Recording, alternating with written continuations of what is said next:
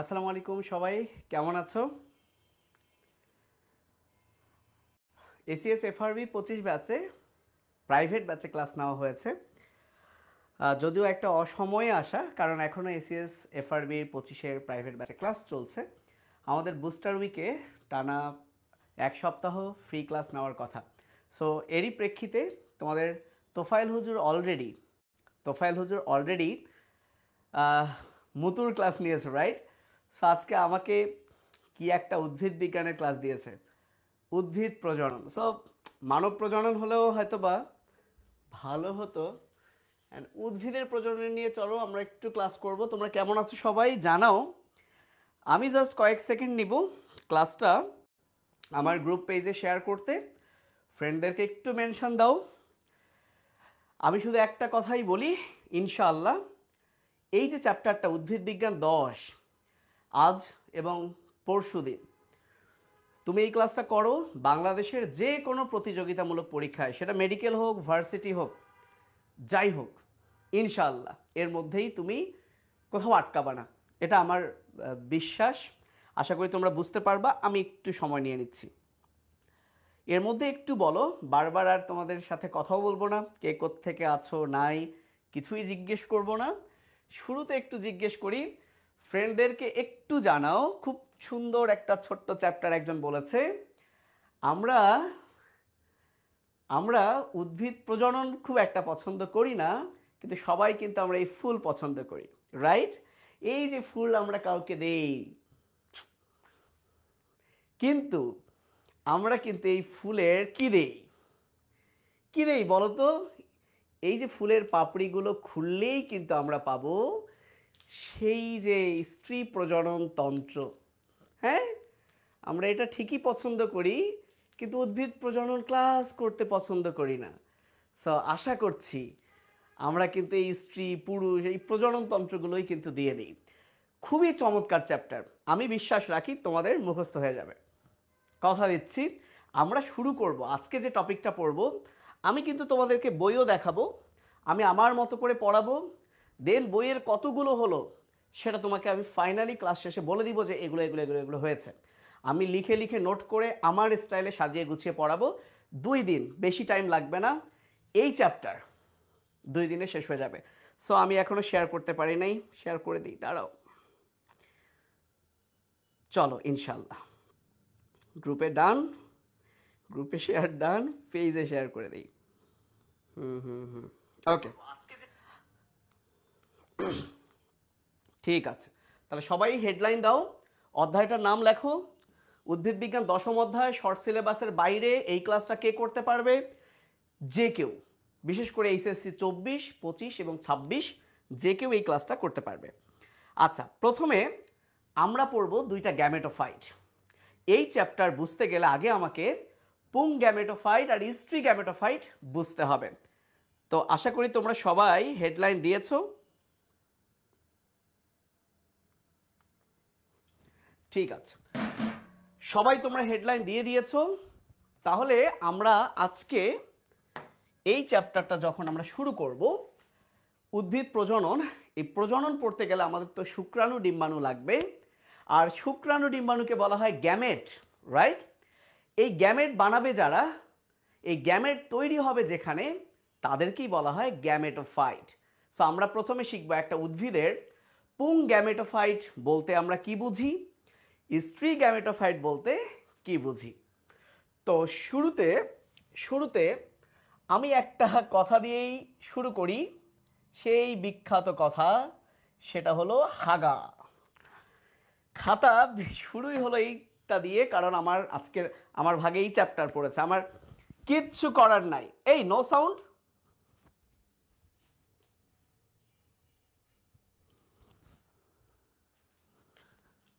Sound নাই, এই sound নাই। হেডলাইন হচ্ছে, একটু বলো তো সাউন্ড আছে কিনা। হেডলাইন হচ্ছে উদ্ভিদ প্রজনন। ওকে, এটা হচ্ছে চ্যাপ্টারের নাম। এই সাউন্ড আছে কিনা, তোমরা কি করতেছো আল্লাহই জানে। সো হাগা, এটা আবার এখন কাজে লাগবে, কত গুরুত্বপূর্ণ। উদ্ভিদেও এটা আছে, আহারে। দাদা অলরেডি তোমাদেরকে কিন্তু এটা শিখায় গেছে। হ্যাপ্লয়েড মানেই হচ্ছে গ্যামেটোফাইট। আজকের ক্লাসে যেহেতু আমরা গ্যামেটোফাইট পড়ব, সো প্রথমে আমাকে জানতে হবে যারা গ্যামেটোফাইট তারা ডেফিনেটলি তারা হ্যাপ্লয়েড। একদম মাথার মধ্যে গেঁথে রাখো যে যারা হ্যাপ্লয়েড তারা গ্যামেটোফাইট, যারা হ্যাপ্লয়েড তারা গ্যামেটোফাইট। হাগা হাগা হাগা, ক্লিয়ার? এবার আসো, এই গ্যামেটোফাইট দুই ধরনের। একটা হচ্ছে পুং গ্যামেটোফাইট। এই কোনো ইংলিশ ভার্সন আছে কিনা? এই কর, এইচএসসি 26 তুইও কর, ক্লাস কর, সেকেন্ড ইয়ারের পড়া ক্লাস কর। আর একটা হচ্ছে স্ত্রী গ্যামেটোফাইট। তাহলে এইবার কি একটা ব্যাপার বুঝছো যে গ্যামেটোফাইট মানে হচ্ছে হ্যাপ্লয়েড অংশ, গ্যামেটোফাইট মানে হচ্ছে হ্যাপ্লয়েড অংশ। তাহলে পুং গ্যামেটোফাইট হলো একটা উদ্ভিদের যে পুরুষ অংশ, এর মধ্যে যারা যারা হ্যাপ্লয়েড তাদেরকেই একসাথে বলবো পুং গ্যামেটোফাইট। আবারও বলছি, উদ্ভিদ অনেক উদ্ভিদ আছে উভলিঙ্গ, রাইট? অনেক উদ্ভিদ আছে উভলিঙ্গ। এই যে ফুলটাও কিন্তু উভলিঙ্গ। আচ্ছা, বাই দ্য ওয়ে, তোমরা যদিও এটা পছন্দ করো। তো যেটা বলছিলাম, উদ্ভিদের মধ্যে যে পুরুষ অংশ আছে, এই পুরুষ অংশের মধ্যে যারা হ্যাপ্লয়েড, পুরুষ অংশের মধ্যে ডিপ্লয়েডও আছে, হ্যাপ্লয়েড আছে। পুরুষ অংশের মধ্যে যারা হ্যাপ্লয়েড তারা হচ্ছে পুং গ্যামেটোফাইট, আর স্ত্রী অংশের মধ্যে যারা হ্যাপ্লয়েড তারা স্ত্রী গ্যামেটোফাইট। বিকজ হাগা হ্যাপ্লয়েড মানেই গ্যামেটোফাইট। তাহলে পুং গ্যামেটোফাইট মানে পুরুষের হ্যাপ্লয়েড, স্ত্রী গ্যামেটোফাইট মানে স্ত্রীর হ্যাপ্লয়েড। হ্যাঁ, এইবার আসো, আমরা আজকে শিখব প্রথমে স্ত্রী গ্যামেটোফাইট কি, তারপর শিখব পুং গ্যামেটোফাইট কি। রেডি সবাই? আমি ক্লাস শেষে আমার এইটা তোমার এই কি বলে ক্যাপশনে দিয়ে দিব এই পিডিএফটা। তো আমি শুরু করছি স্ত্রী গ্যামেটোফাইট। সবাই হেডলাইন দাও, স্ত্রী গ্যামেটোফাইট। ক্লাস 9-10-এ তোমরা একটা ছবি পড়ে থাকবে, দেখো তো ছবিটা চিনতে পারো কিনা। মনে করো এটা একটা থলে, এই থলিটার অনেক নাম দেওয়া যেতে পারে। আমরা চাইলে অনেক কিছু নাম দিতে পারি। বইয়ে এই থলিটার নাম দেওয়া আছে ভ্রূণথলি। বইয়ে এই থলিটার নাম দেওয়া আছে কি? ভ্রূণথলি। কেন এর নাম ভ্রূণথলি? কারণ ভবিষ্যতে এর মধ্যে ভ্রূণ তৈরি হবে। ভ্রূণ কেমনে তৈরি হয় জানবো। এই ভ্রূণথলির মধ্যে কি কি আছে? এই ভ্রূণথলির মধ্যে একজন নায়িকা আছে, বিশাল একজন নায়িকা আছে।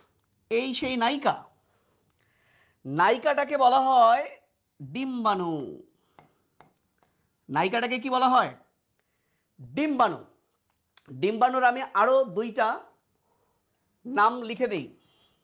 একটা হচ্ছে এগ, একটা হচ্ছে ওভাম। তোমরা বলো তো ডিম্বাণুর আর কি কোনো নাম তোমরা জানো? মেডিকেল ব্যাচের ক্লাস 25 তারিখ, ডিম্বাণুর আর কি নাম তোমরা জানো? কে বলতে পারবা? পারলে আমি 1 টাকা দিব। এই 1 টাকা যখন দেখা হবে তখন দিব। বলো 1 টাকা, 1 টাকার প্রশ্ন। ডিম্বাণুর আর কি নাম কেউ জানো কিনা? আমি বলে দেই, এই ডিম্বাণু বা এই ডিম্বাণুগুলোকে আমরা বলি ও। কি বলি? ও। ডিম্বাণু মানে হচ্ছে ও। ডিম্বাণু যদিও ডিমের মতো কিন্তু কিছুটা গোল, আর গোলকে আমরা বলি স্ফিয়ার। এই বাবুরা বলো, গোলকে আমরা কি বলি? স্ফিয়ার। সো ডিম্বাণুর আর একটা নাম হলো উওস্ফিয়ার। অর্থাৎ উও মানে ডিম বোঝায়, স্ফিয়ার মানে গোল বোঝায়। যেমন তোমার সেরেব্রামটা হচ্ছে স্ফিয়ার, অর্ধেক হলো হেমিস্ফিয়ার, এক্স্যাক্টলি এরকম। তো এই যে নায়িকা, এই নায়িকার দুই পাশে আছে দুইটা সাইড নায়িকা। এই যে সাইড নায়িকা। আচ্ছা, নায়িকাটা যেহেতু একটা কোষ, নায়িকার ভেতর নিউক্লিয়াস থাকে, সাইড নায়িকার ভেতরেও নিউক্লিয়াস থাকে। সাইড নায়িকা দেখো না, নায়িকার পাশে পাশে থাকে, সো নায়িকার সহকারী, সাইড নায়িকা সহকারী, এদেরকে বলা হয় সহকারী কোষ। আমরা কি পড়তেছি বাচ্চারা বলো? আমরা পড়তেছি উদ্ভিদের প্রজনন। সো উদ্ভিদের প্রজনন পড়তে গেলে আগে আমাকে জানতে হবে কেমনে শুক্রাণু ডিম্বাণু তৈরি হয়। এই ডিম্বাণু তৈরি হয় আসলে স্ত্রী গ্যামেটোফাইটে, শুক্রাণু তৈরি হয় পুং গ্যামেটোফাইটে। সো আজকের ক্লাসের প্রথম টপিক স্ত্রী এবং পুং গ্যামেটোফাইট কি সেটা জানা। আমি সেটাই জানাচ্ছি। প্রথমে আমি স্ত্রী গ্যামেটোফাইট দিয়ে স্টার্ট করছি, বইয়ে আগে পুং আছে, আমি স্ত্রী দিয়ে স্টার্ট করছি, আমি পুরুষে আসছি, ভয় নাই। সহকারী কোষের একটা ইংলিশ আছে, এইটা মনে রাখতে পারলে ভালো, এটা ইংলিশ ভোকাবুলারিতেও তোমার কাজে লাগবে। এইটার নাম হচ্ছে সিনার্জিড। সিনার্জিড এটা ইংলিশে সিনোনিম অ্যান্টোনিমেও কাজে লাগবে। সিনার্জিড মানে হচ্ছে সহকারী। ধরো আমি একটা কাজ করছি, পারছি না, কেউ একজন এসে আমাকে হেল্প করলো, কাজটা হয়ে গেল, তাহলে ও হচ্ছে আমার সিনার্জিড। তো সিনার্জিড মানে সহকারী। এখন এই যে দুইটা জিনিস কি কি, নায়িকা এবং সাইড নায়িকা, এই দুইটা জিনিস, তার মানে মোট এখানে কয়টা জিনিস? তিনটা। এবং এই তিনটা জিনিস আসলে কি ডিম্বাণু এবং তার সহকারী, তিনটাকেই একসাথে বলা হয় ডিম্বাণু যন্ত্র। সো প্রশ্ন আসবে যে ডিম্বাণু যন্ত্র কতটি কোষ নিয়ে গঠিত? উত্তর হবে তিনটি। একটা ডিম্বাণু, দুইটা সহকারী কোষ। ডিম্বাণু যন্ত্রে কতটি কোষ আছে? তিনটি। একটি ডিম্বাণু, দুটি সহকারী কোষ। এর আরেকটা নাম গর্ভযন্ত্র, ইংলিশে বলে এগ অ্যাপারেটাস। আমরা ইংলিশ লিখছি না, কোনো ইংলিশ ভার্সনের স্টুডেন্ট থাকলে যে কিছুই শুনতে পাচ্ছে না সে একটু বের হয়ে আবার আসো তো, দেখো কি অবস্থা। তাহলে দেখো একটা ভ্রূণথলির এক পাশে নায়িকা এবং সাইড নায়িকা থাকে, তাহলে এখানে কয়জন? তিনজন। এই তিনজনের বিপরীতে মনে করো পিঙ্ক কালারের তিনটা পোলা এই বিপরীতে আছে এদের অপেক্ষায়। এদেরকে দেখে দেখেই বড় হয়েছে, মানুষ হয়েছে। এই যে তিন কালারের, যেহেতু এদের বিপরীতে, একে বলা হচ্ছে প্রতিপাদ কোষ।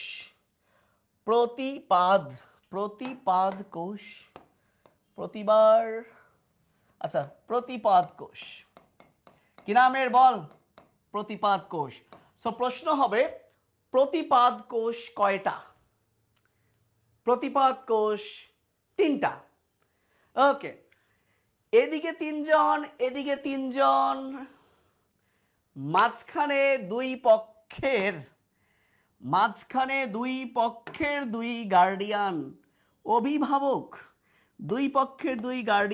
অভিভাবক। যেহেতু দুইজন, সেকেন্ড মানে দুই, এই দুইটাকে বলা হলো একসাথে সেকেন্ডারি নিউক্লিয়াস। ওই কি হয়, ঝামেলা কি তোর? Secondary nucleus. ওকে, তাহলে এখন আমি প্রশ্ন করব, যে প্রশ্নের উত্তর দিতে পারবে তার জন্য কোনো গিফট নাই। প্রথম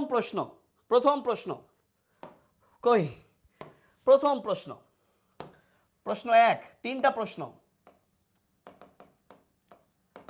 এটা যদি ভ্রূণথলি হয়, এই প্রশ্নের কোনো গিফট নাই। কোন প্রশ্নের গিফট আছে বলে দিব। প্রশ্ন এক, ভ্রূণথলিতে কতটি নিউক্লিয়াস আছে? আনসার দাও। ভ্রূণথলিতে কতটি নিউক্লিয়াস আছে? আমি একটু ওয়েট করি, আনসার দাও। ভ্রূণথলিতে কতটি নিউক্লিয়াস আছে? এই কে পারবা? প্রশ্ন করেছি, একটু পার্টিসিপেট করো। ভ্রূণথলিতে কতটি নিউক্লিয়াস আছে? এই কই পোলাবান? নাইমুল আনান প্রথম সঠিক আনসার দিয়েছে এবং এটা সঠিক, 8টি। সামিউল আলিম কি বলছো তুমি? 1 2 3, এই সামিউল দেখো দেখো সামিউল, কেন বুঝলা না তুমি? 1 2 3 4 5 6 7 8, মোট 8টা নিউক্লিয়াস আছে। 8টা নিউক্লিয়াস আছে। হাই হাই, কয়টা নিউক্লিয়াস আছে বলো? 8টা। গুড। এইবার একটা প্রশ্ন দিতে পারি যার জন্য গিফট আছে 1 টাকা। যখন দেখা হবে বলবো আমি 1 টাকা পাইতাম, তাকে দিব। প্রশ্ন হচ্ছে, প্রশ্ন 2, প্রশ্ন 2, ভ্রূণথলিতে কতটি, 2 নাম্বার দিয়ে আনসার দিবা, 2 নাম্বার দিয়ে আনসার দিবা, কতটি কোষ আছে? আনসার দাও, আমি একটু সময় নিব। হয়েছে, থ্যাংক ইউ, ভেরি গুড, সাবাস। শাহ মোবারক, মাসুম, কাজী, তানজির, তানজিলা, লুবজানা, সাবাস। বলো কতটি কোষ আছে? 2 নাম্বার দিয়ে আনসার করো। দিগন্ত দেব বলেছে 8টি কোষ আছে। আচ্ছা পরে বলবো কোনটা সঠিক।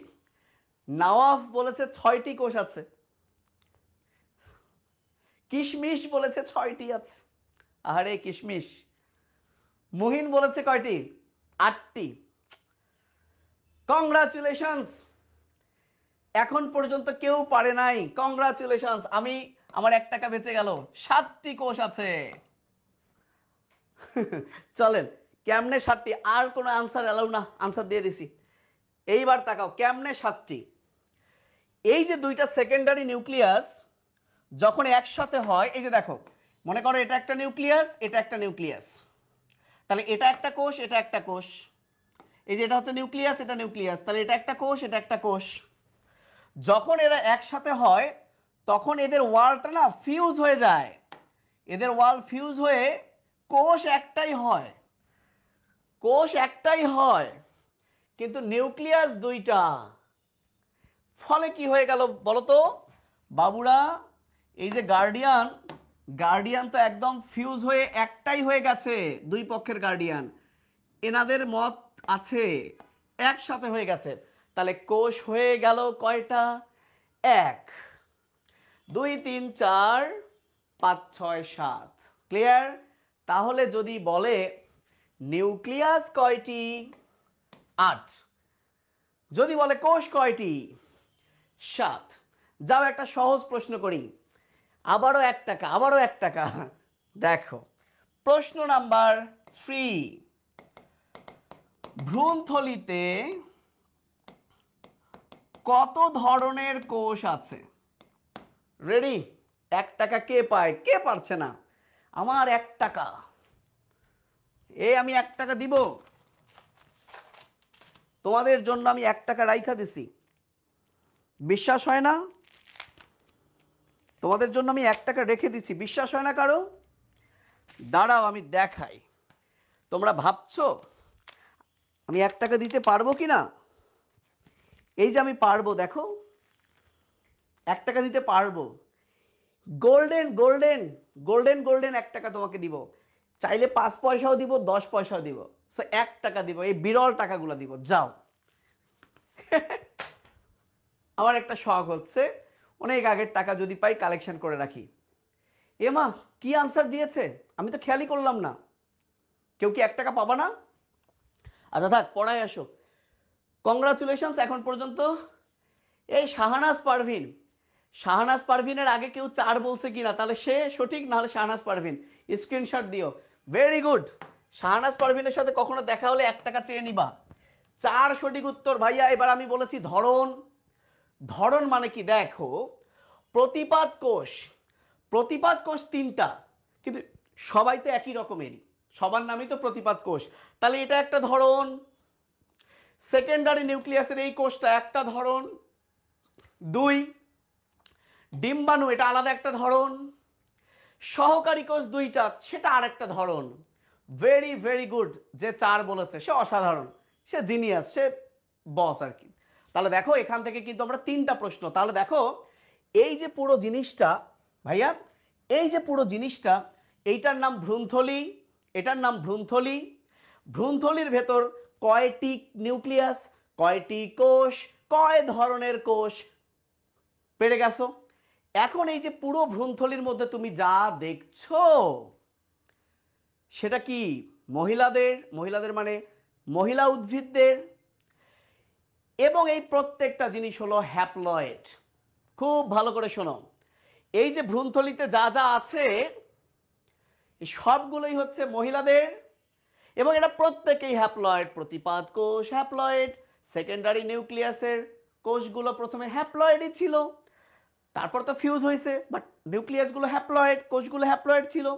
ডিম্বাণু হ্যাপ্লয়েড, সহকারী কোষ হ্যাপ্লয়েড, একটু আগে শিখেছি হ্যাপ্লয়েড মানে গ্যামেটোফাইট, হাগা। তাহলে এগুলো যদি ভাইয়া স্ত্রীদের অংশ হয় আর সবাই যদি হ্যাপ্লয়েড হয়, তাহলে এগুলোকে সবাইকে একসাথে বলে স্ত্রী গ্যামেটোফাইট। সো আমি বলতে পারি যাহাই ভ্রূণথলি তাহাই স্ত্রী গ্যামেটোফাইট, দ্যাটস ইট।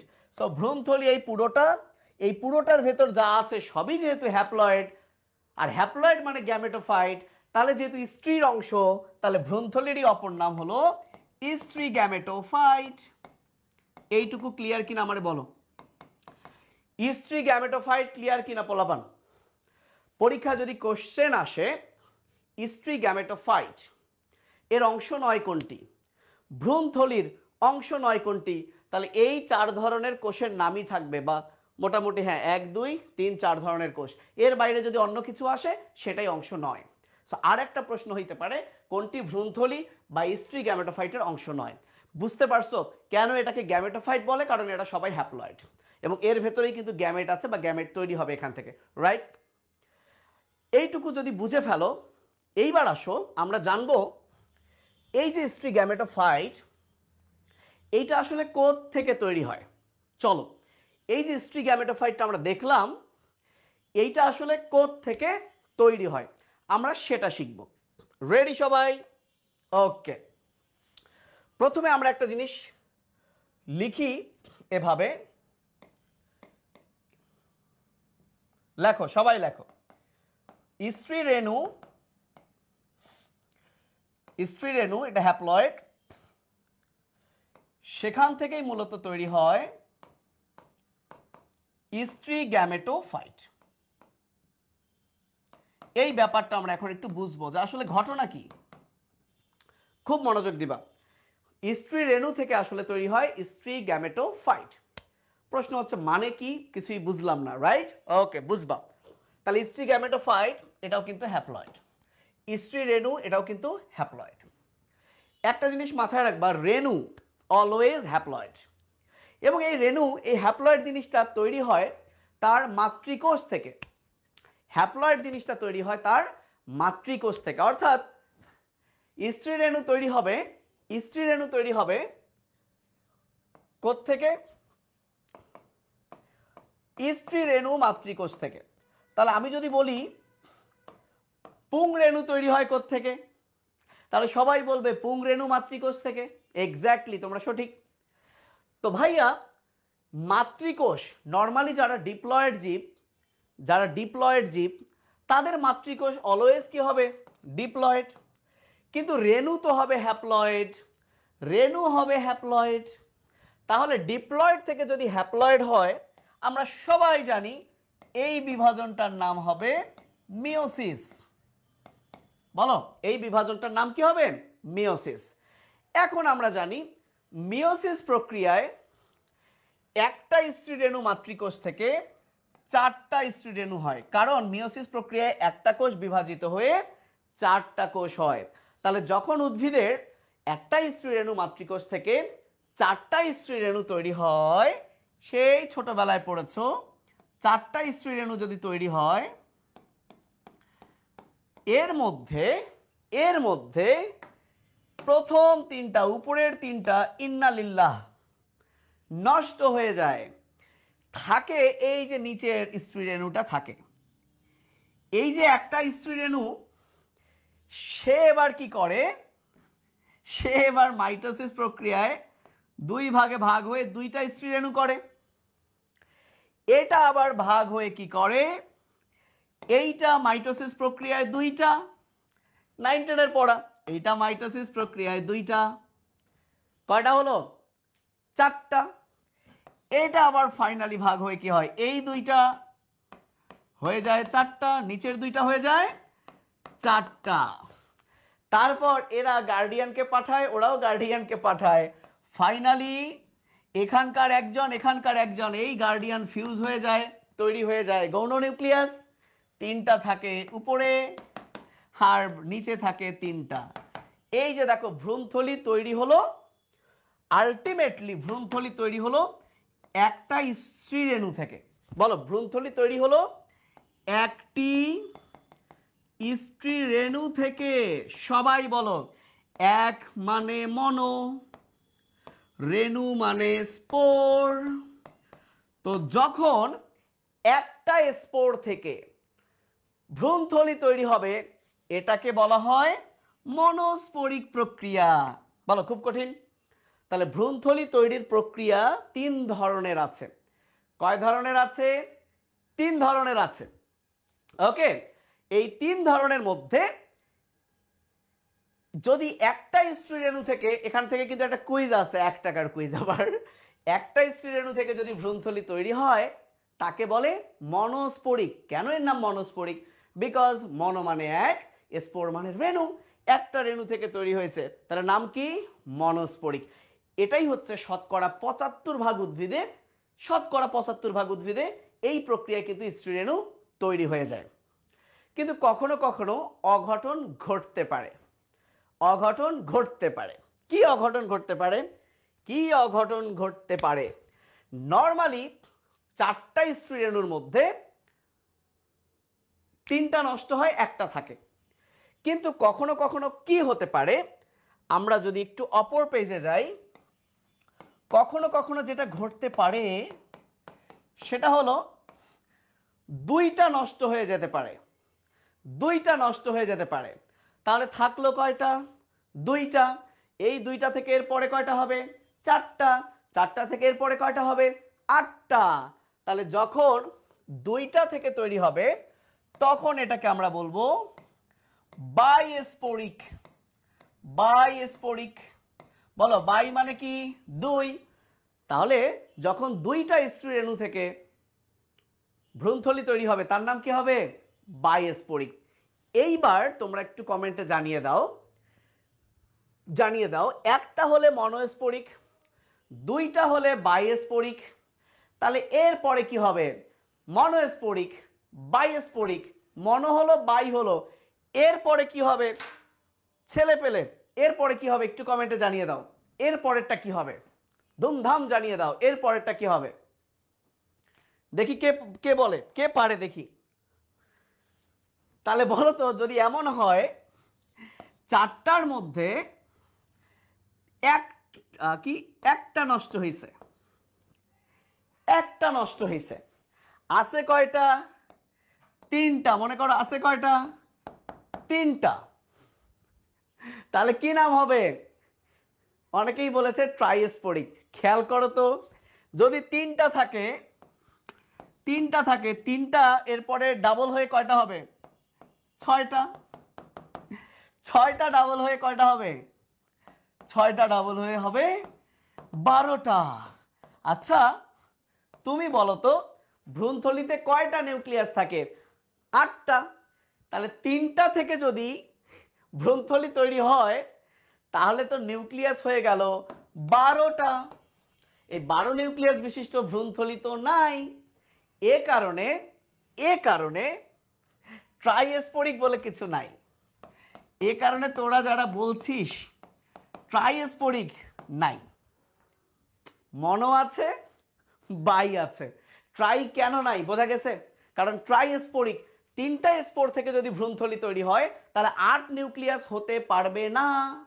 তাহলে এবার বলো তাহলে কত স্পোরিক হতে পারে? কত স্পোরিক হতে পারে? দেখা গেল 4টার মধ্যে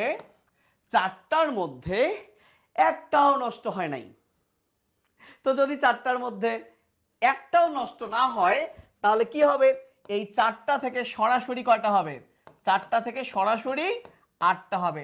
সো এটাকে বলা হয় টেট্রাস্পোরিক। টেট্রাস্পোরিক। তাহলে এবার তোমরা এখন একটু সাজিয়ে লেখো। অনেকেই ছন্দ দিয়ে পড়ে 1 2 4। তোমরা কেমিস্ট্রিতে পলির বর্জন নীতি পড়েছো, ওই 1 2 4 দিয়েই মনে রাখে, তাই না? By the way, mono bi tetra, so অনেকেই প্রশ্ন করে যে ভাইয়া ট্রাইস্পোরিক নাই কেন, ট্রাইস্পোরিক নাই কেন?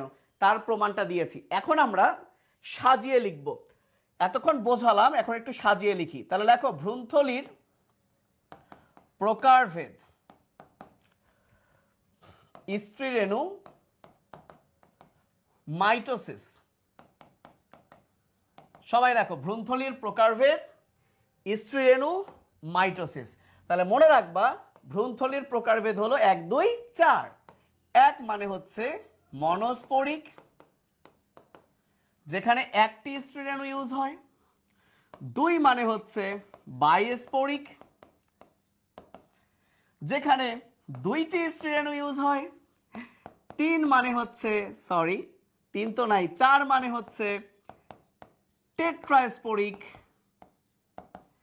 যেখানে 4টি স্ত্রীরেণু ব্যবহৃত হয়।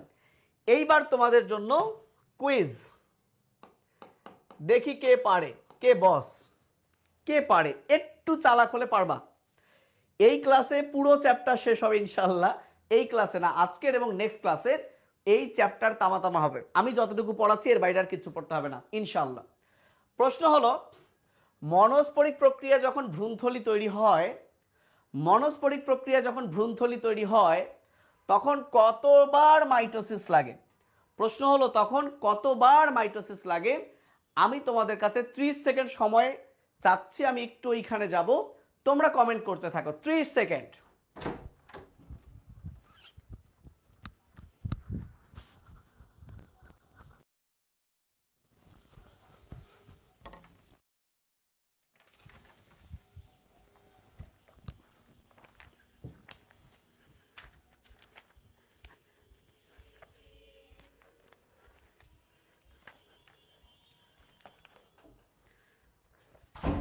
ত্রিশ সেকেন্ডের কি বেশি নিয়ে ফেলছি? 2 বার, 4 বার, 3 বার, 1 বার? এই 1 থেকে 100 পর্যন্ত অপশন আছে। 1 থেকে 100 পর্যন্ত অপশন আছে। দাদারা তোমরা কমেন্ট করতে থাকো। 1 থেকে 100 পর্যন্ত অপশন আছে, আমি সবগুলোতেই রাজি। কমেন্ট করো 1 থেকে 100। এই দেখো ছেলেমেয়েরা, নিউক্লিয়াস যদি একটা হয়, এই একটা স্ত্রীরেণু, একটা প্রথমে 2টা হয়েছে, তাহলে কয়বার মাইটোসিস? 1 বার। 2টা 4টা হয়েছে, কয়বার মাইটোসিস? 2 বার। 4টা থেকে 8টা হয়েছে, কয়বার মাইটোসিস? 3 বার। তাহলে রিমেম্বার, এটা কিন্তু হাসান স্যারে নাই, বাট মেডিকেলে শুধু হাসান স্যার পড়লে হবে না, অন্য বই পড়তে হবে। এজন্যই বলছি আমি এক্সট্রা তথ্যগুলো লেখাই দিচ্ছি, অন্য কিছুই আর পড়া লাগবে না, সব শুধু নোট করো। এই নোট দিয়ে তোমার এই চ্যাপ্টার আজীবন চলে যাবে। তাহলে কয়বার মাইটোসিস হবে? 3 বার। তাহলে এবার কমন সেন্স, বাইস্পোরিকে তো আছে 2টা, তাহলে 2টা থেকে একবার মাইটোসিস 4টা, 4টা থেকে আরেকবার মাইটোসিস 8টা। তাহলে বলো বাইস্পোরিক প্রক্রিয়া যদি ভ্রূণথলি তৈরি হয় মাইটোসিস লাগবে কয়বার? 2 বার।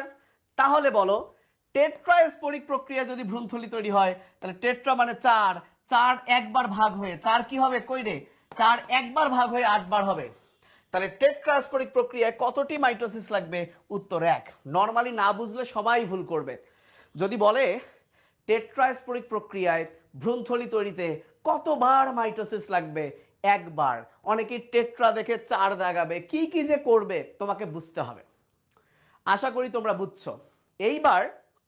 এইবার মনে হয় জায়গা নাই, এই জায়গায় লেখো উদাহরণ। এই যে মনোস্পোরিক, বাইস্পোরিক এবং টেট্রাস্পোরিকের উদাহরণ অন্য বইয়ে দেওয়া আছে, অন্য বইয়ে দেওয়া আছে। মনে রাখবা 3টা উদাহরণই প দিয়ে। ভাইয়া 3টা এক্সাম্পলই প দিয়ে। প প প, এই একটা গান ছিল না, প প প প প। সো প প প।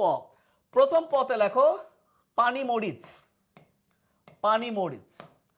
তারপরের পথে লেখো পেঁয়াজ, তারপরেরটাতে লেখো পেপেরোমিয়া বা পেপারোমিয়া, পেপারোমিয়া, পেপারোমিয়া। তাহলে মনে রাখবা মনোস্পোরিক প্রক্রিয়ার এক্সাম্পল কি? মনোস্পোরিক প্রক্রিয়ার এক্সাম্পল হচ্ছে পা। তাহলে প প প না লিখে লেখো প্রথমটা হচ্ছে পা। তারপরটা হচ্ছে পে। আচ্ছা পেঁয়াজ না লিখে একটা কাজ করো, তুমি লেখো পিঁয়াজ।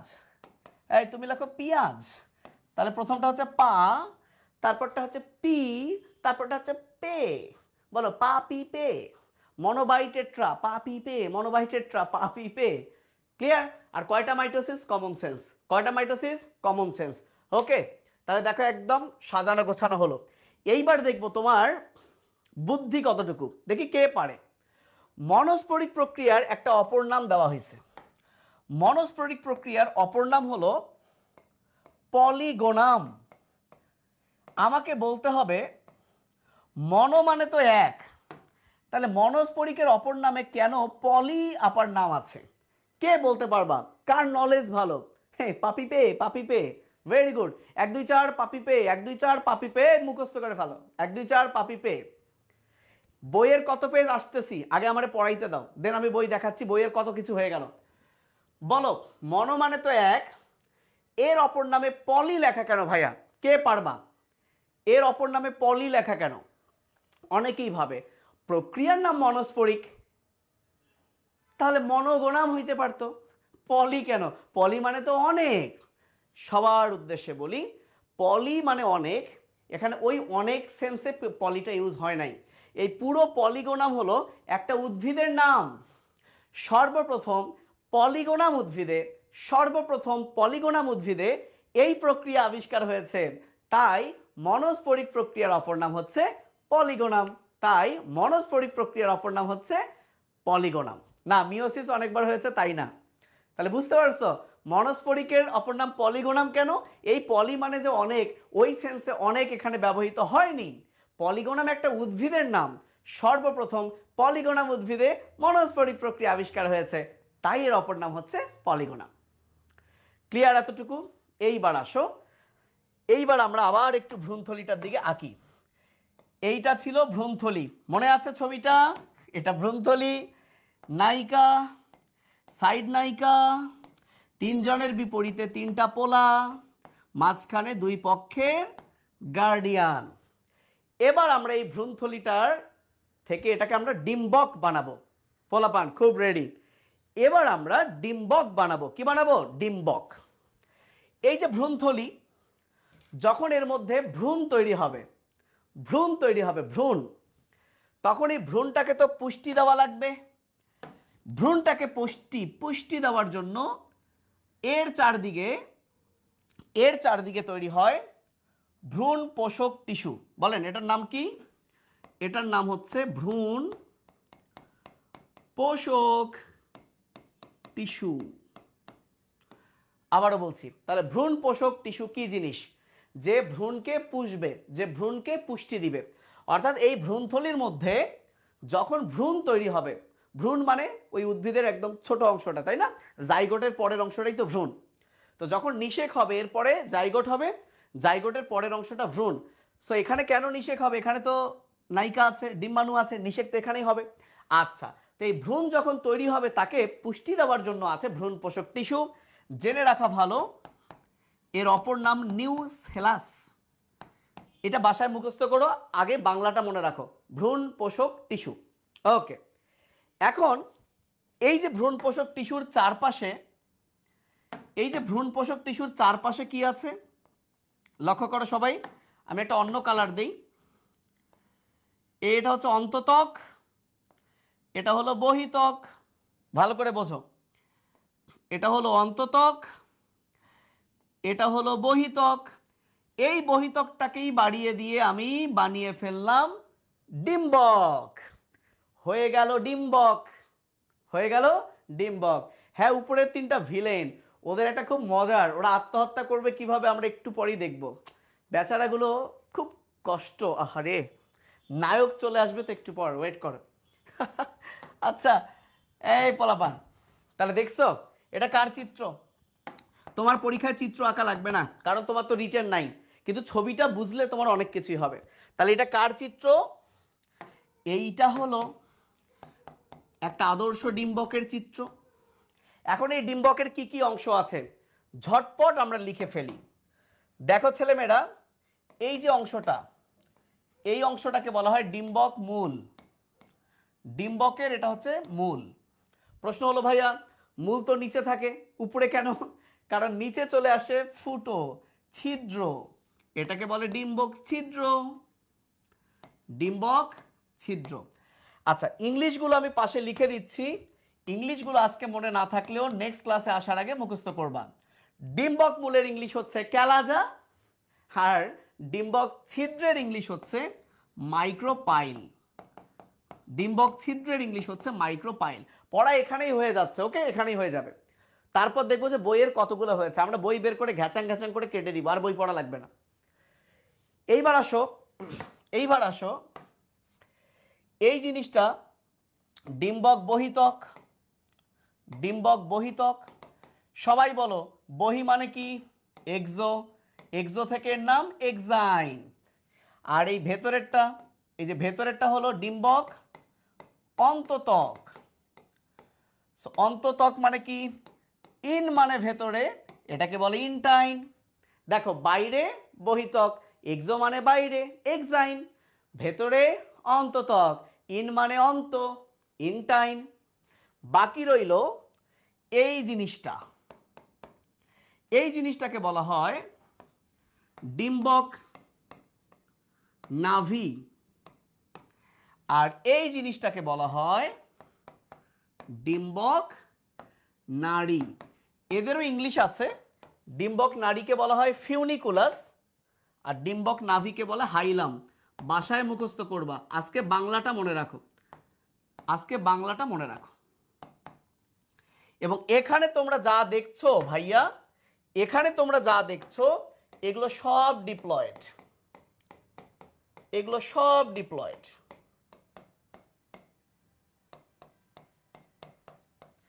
তাহলে লক্ষ্য করো পুরোটাই কিন্তু স্ত্রীদের অংশ, পুরোটাই স্ত্রীদের অংশ। কিন্তু এই স্ত্রীদের অংশের মধ্যে যেটুকু অংশ হ্যাপ্লয়েড তারাই হচ্ছে স্ত্রী গ্যামেটোফাইট। আর বাকি এখন তুমি যা দেখছো, আমি স্ত্রী গ্যামেটোফাইটকে আর লেভেলিং করি নাই, এই বাকি তুমি যা দেখছো এই সবগুলোই হলো কিন্তু ভাইয়া ডিপ্লয়েড, বা এদেরকে আমরা বলতে পারি দেহকোষ। কি বলতে পারি? দেহকোষ বলতে পারি। এই ছবিটা রিটেনে আঁকতে দিত, এই ছবিটা রিটেনে আঁকতে দিত, তোমাদের তো কষ্ট, রিটেন নাই।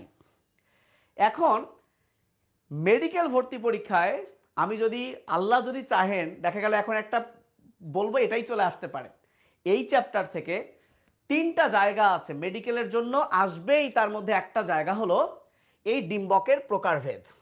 আমি একটু তোমাদেরকে বই বের করে দেখাই, যাদের হাতে বই আছে তারা একটা কাজ করো, তারা একটা কাজ করো ভাইয়া, এই যে ডিম্বকের ছবিটা আমি আঁকলাম, বুঝছো? মেডিকেল ভর্তি পরীক্ষার জন্য সবচেয়ে গুরুত্বপূর্ণ হলো এই ডিম্বকের প্রকারভেদটা পরীক্ষায় আসে, এই ডিম্বকের প্রকারভেদটা পরীক্ষায় আসে। ডিম্বকের প্রকারভেদটা আছে দেখো এই পৃষ্ঠায়, এই যে এইটা আমরা মনে রাখবো কিভাবে? এইটা যদি মুখস্থ করতে পারো, তুমি ধরে নিতে পারো তুমি তোমার এইচএসসি 25 ব্যাচের কোনো না কোনো অ্যাডমিশন টেস্টে, ও আচ্ছা অন্য জায়গায় তো ফুল সিলেবাস নাই, তাহলে আরো ভালো বলা যেত যে একটা প্রশ্ন কমন পাবা।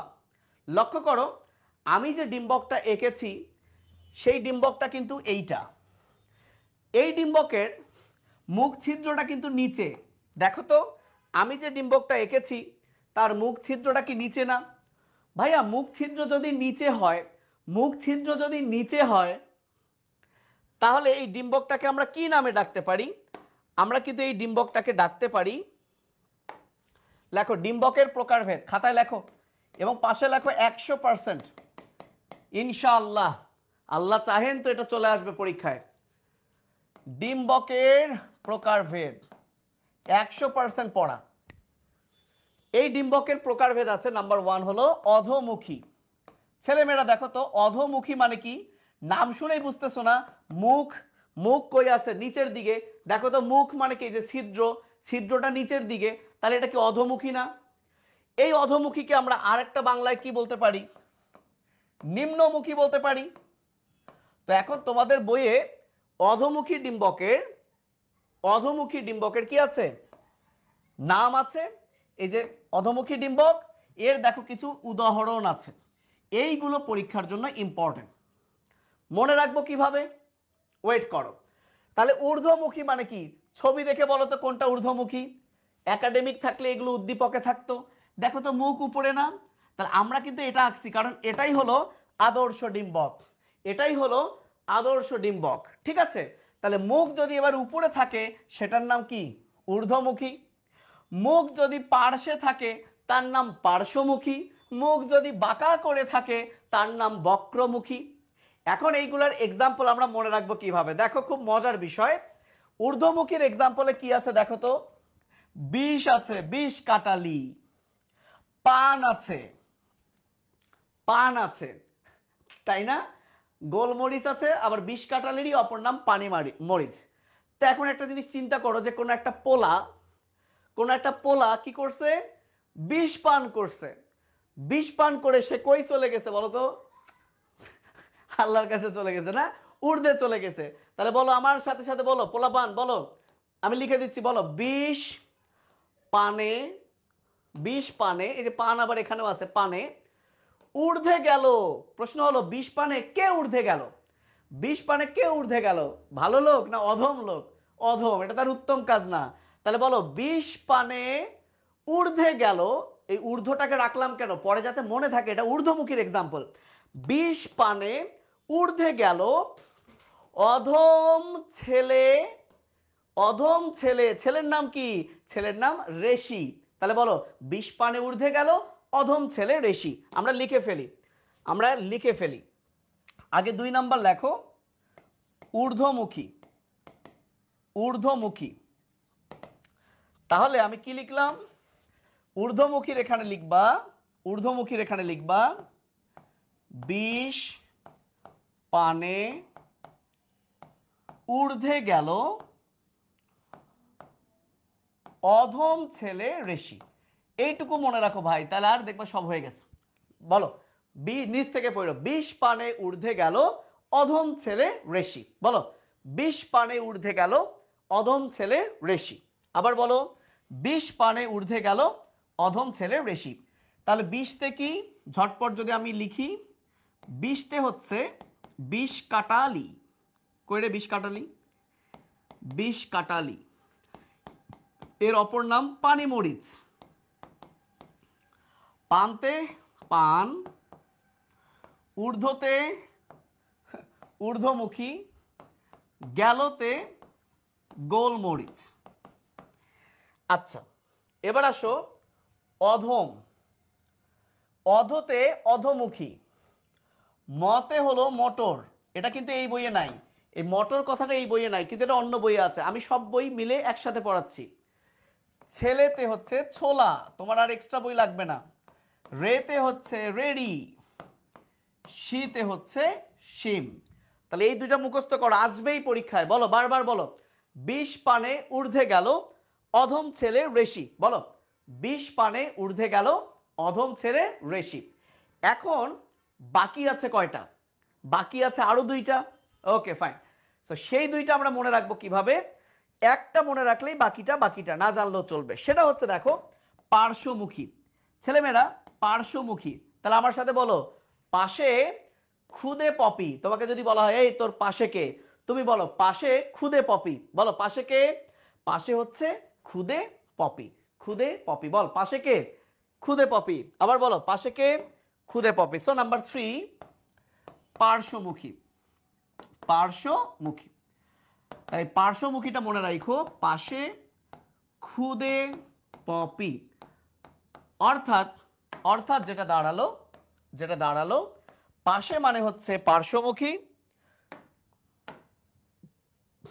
পপির কিন্তু আরেকটা নাম দেখো পাশে লেখা আছে আফিম। তাহলে আমরা দুটোই লিখবো, খুদেতে হচ্ছে খুদিপানা আর পপিতে হচ্ছে পপি বা আফিম, আফিম। ঠিক আছে, তাহলে ডিম্বক 4 প্রকার, যদিও আরো 1 প্রকার ডিম্বক আছে অন্য একটা বইয়ে। তো এই 4 প্রকারের মধ্যে তুমি যদি এই 3 প্রকারের নাম এক্সাম্পল মনে রাখতে পারো, তাহলে বাকি যা জানো না সেটা হচ্ছে বক্রমুখী। তো সেটাও আমি এই পেজে একটু অ্যাড করে দেই, সেটাও এই পেজে অ্যাড করে দিই, তাহলে 1 পেজেই থাক। সেটা হচ্ছে বক্রমুখী। এই বক্রমুখীর এক্সাম্পল হচ্ছে সরিষা, লিখে দেই। এটা এখন না জানলেও চলবে, তারপরে তুমি মনে রাখতে পারো। আর একটা হচ্ছে কালকা সুন্দা। দেখা গেল বললা যে বক্রমুখী, তাহলে বস কালকে সন্ধ্যায় কিছু একটা করেছে, বস কালকে সন্ধ্যায় কিছু। সো ওইটা ট্রিক লাগবে না, তুমি তিনটা কথা মনে রাখো ভাই। সেটা হলো 20 পানে ঊর্ধ্বে গেল অধম ছেলে রেশি, পাশে কে? পাশে খুদে পপি। 20 পানে ঊর্ধ্বে গেল অধম ছেলে রেশি, পাশে খুদে পপি, পাশে খুদে পপি। ক্লিয়ার? তাহলে এই হচ্ছে মোটামুটি ডিম্বকের প্রকারভেদ, যেটা খুব খুব খুব বেশি ইম্পর্টেন্ট। তাহলে আমরা আসলে কি কি পড়লাম? আমরা আজকে কি কি পড়লাম এখন পর্যন্ত? দেখো, এখন পর্যন্ত আমরা প্রথমে হাগা দিয়ে শুরু করেছি। আমরা বলেছি যে হ্যাপ্লয়েড হচ্ছে গ্যামেটোফাইট। একটু রিভাইজ করি কি কি পড়লাম। হ্যাপ্লয়েড, গ্যামেটোফাইট, গ্যামেটোফাইট মানেই হ্যাপ্লয়েড। এখন এই গ্যামেটোফাইট দুই ধরনের, পুং এবং স্ত্রী। পুরুষের যে অংশগুলো হ্যাপ্লয়েড তারা পুং গ্যামেটোফাইট, স্ত্রীর যে অংশগুলো হ্যাপ্লয়েড তারা স্ত্রী গ্যামেটোফাইট। তারপর আমরা শুরু করলাম স্ত্রী গ্যামেটোফাইট। আমরা দেখলাম এই যে একটা ভ্রূণথলি, যার ভেতর নায়িকা, দুইটা সাইড নায়িকা, এই তিনজনের বিপরীতে তিনটা পোলা, মাঝখানে উভয় পক্ষের গার্ডিয়ান। এই সবগুলোই যেহেতু হ্যাপ্লয়েড, সবগুলোই যেহেতু হ্যাপ্লয়েড এবং মহিলাদের অংশ, তাই এই সবগুলোকে বলা হয় স্ত্রী গ্যামেটোফাইটের অংশ। তারপরে আমরা দেখলাম এই যে স্ত্রী গ্যামেটোফাইট সেটা তৈরি হয় স্ত্রী রেণু থেকে, আবার রেণুটা তৈরি হয় তার মাতৃকোষ থেকে। ফলে একটা মাতৃকোষ থেকে 4টা স্ত্রী রেণু তৈরি হয়। দুঃখজনক 3টাই নষ্ট হয়ে যায়, থাকে একটা। যেটা থাকে সেখান থেকে 1 2 3, সরি, ওই একটা থেকে দুইটা, দুইটা থেকে চারটা, চারটা থেকে কি 8টা। তাহলে 1 2 3, 3বার মাইটোসিস করে 8টা নিউক্লিয়াস হয়। পরে এদের অ্যারেঞ্জমেন্ট হয়। যেহেতু একটা স্ত্রী রেণু, মনো মানে একটা স্পোর থেকে হয়, তাই এটার নাম মনোস্পোরিক। এরপরে দুইটা থেকে হলে বাইস্পোরিক, কিন্তু তিনটা থেকে হলে 8টা নিউক্লিয়াস হবে না, হয়ে যাবে 12টা, তাই ট্রাইস্পোরিক বলে কিছু নাই। এজন্য মনে রাখবা, মনো আছে, বাই আছে, টেট্রা আছে, 1 2 4, 1 2 4 মনো বাই টেট্রা। কেন নাম মনো কিন্তু অপর নামে পলি? কারণ পলি মানে এখানে অনেক না, পলিগোনাম উদ্ভিদে এটা প্রথম হয়েছে। তাহলে মনো বাই টেট্রা 1 2 4। কিন্তু কার কয়টা মাইটোসিস? মাইটোসিস কিন্তু 3 2 1 কিভাবে বোঝাইছি, এবং এক্সাম্পল মনে রাখবো কিভাবে? পাপি পে 1 2 4, পাপি পে 1 2 4, পাপি পে। তারপরে আমরা কি করলাম? ছোট্ট এই স্ত্রী গ্যামেটোফাইটের চারদিকে আরো কিছু মালামাল যোগ করলাম। এই যে যত মালামাল যোগ করেছি, মালামালগুলো হচ্ছে ডিপ্লয়েড, এবং ভেতরের স্ত্রী গ্যামেটোফাইট, বাইরের এই সব ডিপ্লয়েড মিলে এই পুরো জিনিসটাকে বলা হয় ডিম্বক। এবং আমরা যে ডিম্বক এঁকেছি সেটাই আদর্শ ডিম্বক, যার ছিদ্রটা নিচে, তাই এটার নাম অধোমুখী। কিন্তু কারো কারো বেলায় উল্টা থাকে, পাশে থাকে, বাঁকা থাকে। এবং সেইগুলোর এক্সাম্পল আমি বলেছি। 100% ইম্পর্টেন্ট মেডিকেল ভর্তি পরীক্ষার জন্য, কপাল ভালো থাকলে তোমাদের ব্যাচেই চলে আসতে পারে। এবং সেটা মনে রাখার ট্রিক হচ্ছে 20 পানে ঊর্ধ্বে গেল অধম ছেলে রেশি, পাশে তোফায়েল হুজুর, সরি, পাশে খুদে পপি, পাশে খুদে পপি, পাশে খুদে পপি। 20 পানে ঊর্ধ্বে গেল অধম ছেলে রেশি, পাশে খুদে পপি। তো আমরা স্ত্রী গ্যামেটোফাইট পড়ে ফেলেছি। এবার পোলা গ্যামেটোফাইট কেমনে হয় দেখার পর, সেই নায়ক কিভাবে এসে কার সাথে কি করে, আমরা আমাদের এই লাস্ট পর্যায়ে দেখব। এবং আমরা যদি এই দুইটা আজকে পড়ে ফেলি, নেক্সট দিন খুব স্মুথলি চ্যাপ্টারটা শেষ হয়ে যাবে ইনশাআল্লাহ। রেডি সাদ ভাই? চলো এখন আমরা লিখে ফেলি,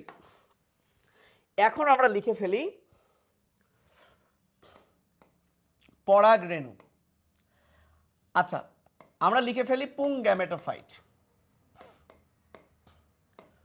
পুং গ্যামেটোফাইট। বলো আমরা কি লিখে ফেলবো? পুং গ্যামেটোফাইট, কারণ আমরা স্টার্ট করেছি স্ত্রী গ্যামেটোফাইট, সেটা আমরা শেষ করেছি। এখন আমরা পড়বো পুং গ্যামেটোফাইট। খুব ভালো করে শুনবা, খুব মজার। প্রথম কথা, স্ত্রী গ্যামেটোফাইটে তুমি কি পড়েছো?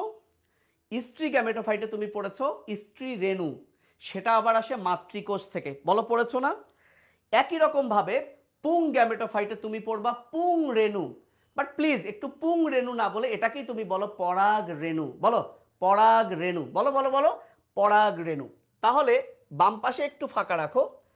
তাহলে আমরা এখন একটা জিনিস লিখি, সেটা হলো পরাগ রেণু। পরাগ রেণু যেহেতু রেণু, তাহলে ডেফিনেটলি এই মামা হ্যাপ্লয়েড, সন্দেহ নাই, রেণু মানেই হ্যাপ্লয়েড। এখন স্ত্রী রেণু তৈরি হয়েছে স্ত্রী রেণু মাতৃকোষ থেকে, তাহলে পরাগ রেণু তৈরি হবে পরাগ মাতৃকোষ থেকে। আর মাতৃকোষ অলওয়েজ ডিপ্লয়েড, মাতৃকোষ অলওয়েজ ডিপ্লয়েড কার বেলায়? যারা ডিপ্লয়েড উদ্ভিদ তাদের বেলায়। তো এই ডিপ্লয়েড থেকে হ্যাপ্লয়েড মানে সব সময় আমরা জানি সেখানে হবে মিওসিস, সেখানে হবে মিওসিস। এবং এটা যদি একটা হয় তাহলে এটা হবে চারটা, এটা হবে চারটা। খুব ভালো করে শোনো, পরাগ মাতৃকোষ থেকে মিওসিস প্রক্রিয়ায় তৈরি হবে পরাগরেণু। কয়টা? চারটা। শুরুতে এই চারটা পরাগরেণু এরা আলাদা হতে চাইবে না, একসাথে থাকতে চাইবে, প্লিজ আমরা একসাথে থাকব। যখন এরা একসাথে থাকে তখন এই চারটাকে একসাথে বলে পরাগ চতুষ্টয়, মানে এরা একসাথে আছে, পরাগ চতুষ্টয়। বা পোলেন, পোলেন মানে পরাগরেণু, টেট্রা মানে চার, টেট্রাড। কিন্তু ভাগ্যের নির্মম পরিহাস, আলাদা হওয়াই লাগবে, পরবর্তীতে এই চারটা আলাদা হয়েই যায়। কিন্তু দুঃখজনক কেউ কেউ আছে, কেউ ওদেরকে ছুটাইতে পারে না, ওদের মধ্যে এতই বন্ড, কেউ ওদেরকে ছুটাইতে পারে না, না আমরা ছুটবো না, তাহলে আলাদা হয়ে যায়। যদি আলাদা না হয়, যদি আলাদা না হয় তাহলে পরাগরেণু চারটা একসাথেই থাকে। আলাদা না হলে একসাথে থাকে। এই একসাথে থাকার কারণে অনেকগুলোই যেহেতু থাকে, পলি মানে এবার অনেক, তখন এদেরকে বলা হয় পলিনিয়াম। সো ভেরি ভেরি ইম্পর্টেন্ট, পলিনিয়াম কি? সো পলিনিয়াম হলো একসাথে থাকা পরাগরেণু। ওয়েট করো, একসাথে থাকা পরাগরেণু। সো এটা একটা ইম্পর্টেন্ট এমসিকিউ। একসাথে থাকা পরাগরেণুকে কি বলে? পলিনিয়াম। এই পলিনিয়ামের দুইটা উদাহরণ মনে রাখবা, দুইটার শেষেই আছে ডেসি, দুইটার শেষেই আছে কি? ডেসি বা দেশি। একটা হলো অর্চিডেসি বা অর্কিডেসি, অর্কিডেসি। আর একটা হলো আজ কাল পিয়া, তোমার পিয়া আজকাল কিছু একটা করছে, অ্যাসক্লেপায়া ডেসি। জাস্ট সংক্ষেপে অপশন দেখলে যাতে মনে পড়ে, একটা হচ্ছে অর্চি, একটা হচ্ছে অর্চি, একটা মেয়ের নাম অর্চি, আর একটা হচ্ছে আজকাল পিয়া। ওকে, এই দুইটা গোত্র, এই দুইটা গোত্রের উদ্ভিদে পরাগরেণু একসাথে থাকে, আলাদা হয় না। তো যখন পরাগরেণু একসাথে থাকে, যখন পরাগরেণু একসাথে থাকে তখন এটাকে বলা হয় পলিনিয়াম। তখন এটাকে কি বলা হয়? পলিনিয়াম। সো একসাথে থাকা পরাগরেণুগুলোকে বলা হয় পলিনিয়াম। ওকে, হোয়াট এভার। এই যে পরাগরেণুটা তৈরি হলো, খুব খেয়াল, এই যে পরাগরেণুটা তৈরি হলো, মনে করো সে একা থাক আর একসাথে থাক, এই যে পরাগরেণু তৈরি হলো, এই পরাগরেণুর ভিতর একটা নিউক্লিয়াস থাকে।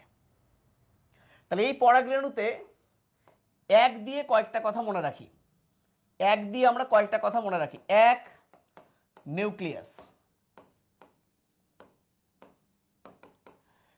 একটা এন মানে হ্যাপ্লয়েড, একটা কোষ মানে এক কোষ। তাহলে এই পরাগরেণু হচ্ছে একটা নিউক্লিয়াস, একটাই কোষ, এবং সে হচ্ছে একটা এন, অর্থাৎ হ্যাপ্লয়েড। বলো কেমন? হ্যাপ্লয়েড। কিন্তু এই যে পরাগরেণু, এই যে পরাগরেণু যখন সে উড়ে কোথাও যাবে তখন সে আরেকটা নিউক্লিয়াস এক্সট্রা ফর্ম করে, অর্থাৎ এই নিউক্লিয়াসের মধ্যে মাইটোসিস বিভাজন হয়ে দুইটা হয়। কিন্তু দুঃখজনক বিষয় হলো নিউক্লিয়াস দুইটা হলেও তাহলে এগুলো তো সাইটোপ্লাজম, সাইটোপ্লাজম। পরবর্তীতে যখন ওয়াল তৈরি হয়, ওয়াল তৈরি হয়, তখন এই ওয়ালটা মানে সাইটোপ্লাজমের বিভাজনটা অসম হয়, ফলে একটা হয়ে যায় অনেক বড়। আমি একটু এটাকে ভিন্ন কালার দেই, একটা হয়ে যায় অনেক বড়, এটাকে বলা হয় নালিকা নিউক্লিয়াস, নালিকা নিউক্লিয়াস। আর একটা একটু ছোটই থাকে, এটাকে বলে জনন নিউক্লিয়াস। তাহলে খুব ভালো করে শুনো, পরাগরেণুর মধ্যে নরমালি থাকে একটা নিউক্লিয়াস, বাট যখন সে পরাগায়ন করতে যাবে, পরাগায়ন মানে পরাগরেণু যখন স্ত্রীদের গর্ভমুণ্ডে পতিত হবে, যাওয়ার ঠিক আগে তার নিউক্লিয়াস দুইটা হয়, বাট সাইটোপ্লাজমের অসমান বিভক্তি হওয়ার কারণে একটা হয় বড় নিউক্লিয়াস যার নাম হয় নালিকা নিউক্লিয়াস, আর একটা হয় ছোট নিউক্লিয়াস যার নাম জনন নিউক্লিয়াস। এবং যখন এই দুই নিউক্লিয়াস তৈরি হলো, এবার তারা প্রিপেয়ার হয়ে গেল যে হ্যাঁ এখন দুইটা নিউক্লিয়াস হয়েছে, এখন আমি যেতে পারবো, টাকা পয়সা হয়েছে, এখন বিয়ে করতে পারবে। সো যাই হোক, ডাবল হয়ে গেছে, তার ধন সম্পদ বেড়ে গেছে, নিউক্লিয়াস বেড়ে গেছে। ঘটনা হলো, জেনে রাখা ভালো, এই যে পরাগরেণু, তারও কিন্তু আবার দুইটা লেয়ার। এই পরাগরেণুর কয়টা লেয়ার? পরাগরেণুরও কিন্তু দুইটা লেয়ার। সো আমি এখানে একটু ছোট্ট করে হালকা লিখি, পরাগরেণুর দুইটা লেয়ার। তাহলে বলো তো কমন সেন্স। আচ্ছা এভাবে লিখি দুইটা লেয়ার। বাইরের যেটা একই রকম ভাবে, এক্সো মানে বাইরে, ইন মানে ভেতরে। তোমরা বলো তো বাইরে যে সে যখন স্ত্রী দেহে যাবে, তাহলে স্ত্রীকে আকৃষ্ট করা লাগবে না? এই কারণে এই যে এক্সাইনের যে বাইরের, এই যে এক্সাইন যে বাইরের লেয়ার, সে একটু কিউট থাকে। সো মনে রাখবা, পরাগরেণুর বাইরের লেয়ারটা একটু কিউট থাকে, অর্থাৎ এটা হচ্ছে কিউটিন দ্বারা তৈরি। Very very very very important. So বলো, পরাগরেণুর বাইরের লেয়ারটা কি দিয়ে তৈরি? কিউটিন দিয়ে তৈরি। বলো কি দিয়ে তৈরি? কিউটিন, কারণ সে কিউট, অর্থাৎ সে অর্নামেন্টেড থাকে। অর্নামেন্টেড মানে বোঝো? অর্নামেন্টেড মানে সে অলংকৃত থাকে। কি দ্বারা অলংকৃত থাকে? প্রোটিন দ্বারা। এর চারদিকে সুন্দর সুন্দর সুন্দর সুন্দর প্রোটিন অ্যারেঞ্জমেন্ট হয়, মানে গহনা পড়ে থাকে, যে দেখো আমি কত সুন্দর, তুমি আমাকে গ্রহণ করো, কেন করবে না তুমি? সো অর্নামেন্টেড থাকে কি দিয়ে? প্রোটিন দিয়ে। সো এটা যেহেতু স্পোর, আবার এর অপর নাম যেহেতু পোলেন, তাহলে স্পোর, পোলেন আর প্রোটিনের নামে শেষে বসে ইন। তাহলে এই যে প্রোটিন যেটা দিয়ে সে অর্নামেন্টেড থাকে, তার নাম স্পোরোপোলেনিন। এবং যেটা খুবই গুরুত্বপূর্ণ, সেটা হলো এই এক্সাইনের ভিতর প্রায় 20টার মতো ছিদ্র থাকে। এটা একটা মেডিকেল প্রশ্ন। এক্সাইনের ভিতর প্রায় 20টার মতো ছিদ্র থাকে। এই ছিদ্রর কাহিনী একটু পর চলে আসবে।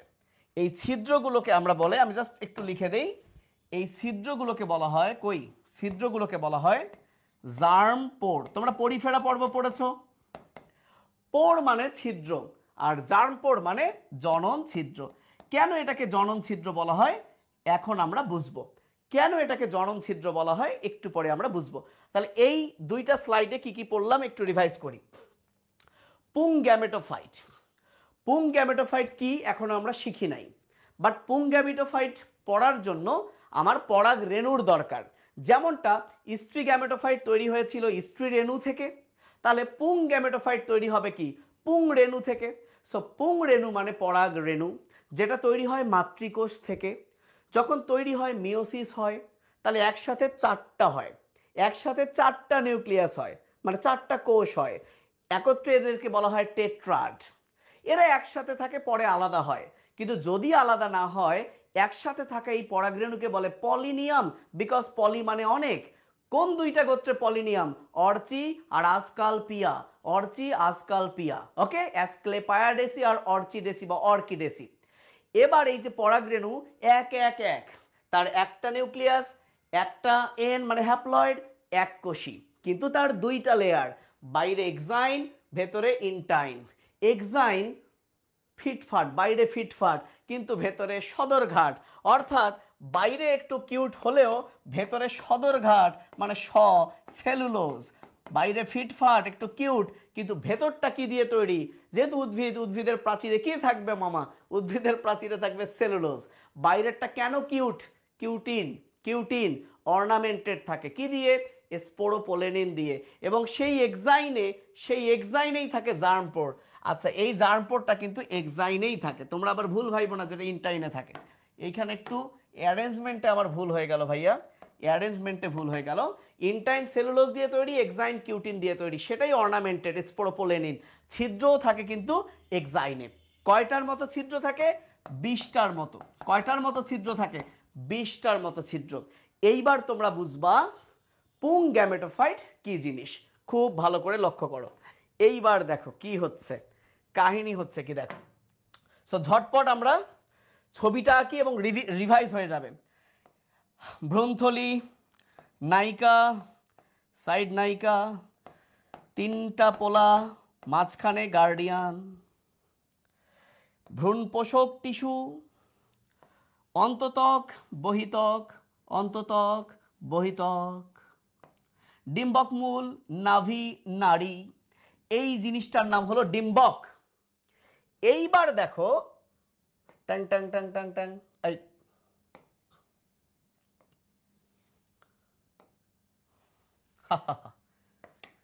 এটা হচ্ছে গর্ভাশয়, গর্ভাশয়, এটা হচ্ছে ডিম্বক। এই পুরো জিনিসটার নাম হলো স্ত্রী স্তবক, এটা হলো গর্ভদণ্ড, এটা হলো গর্ভমুণ্ড। এই পুরো জিনিসটার নাম হলো স্ত্রী স্তবক, স্ত্রী স্তবক, গর্ভাশয়, গর্ভদণ্ড, গর্ভমুণ্ড। এই যে পরাগরেণু রেডি হয়ে আছে আমাদের মামা, মনে করে হলুদ রঙের পরাগরেণু, হলুদ রঙের এই গোল পরাগরেণু, পরাগরেণু কিন্তু এরকম ত্রিভুজও হইতে পারে মামা, এরকম ডিম্বাকারও হইতে পারে। তো ধরে নিলাম হলুদ রঙের গোল পরাগরেণু, এটা মনে করো জনন নিউক্লিয়াস, এটা হচ্ছে নালিকা নিউক্লিয়াস। উড়ে এসে, উড়ে আসলো, কই উড়ে আসলো, এই মামা উড়ে আসলো, আসলো আসলো, এসে যখনই এখানে বসে পড়লো, এই ব্যাপারটাকে বলা হলো পরাগায়ন, পলিনেশন, পরাগায়ন। এখন এটা বাতাসের সাহায্য হইতে পারে, পাখির সাহায্য হইতে পারে, তুমিও নিয়ে যে দিয়ে দিতে পারো ছেড়ে। ওকে, তাহলে বলো পরাগায়ন যখন হয় তখন কয়টা নিউক্লিয়াস থাকে? দুইটা নিউক্লিয়াস থাকে, বড়টা নালিকা নিউক্লিয়াস, ছোটটা জনন নিউক্লিয়াস।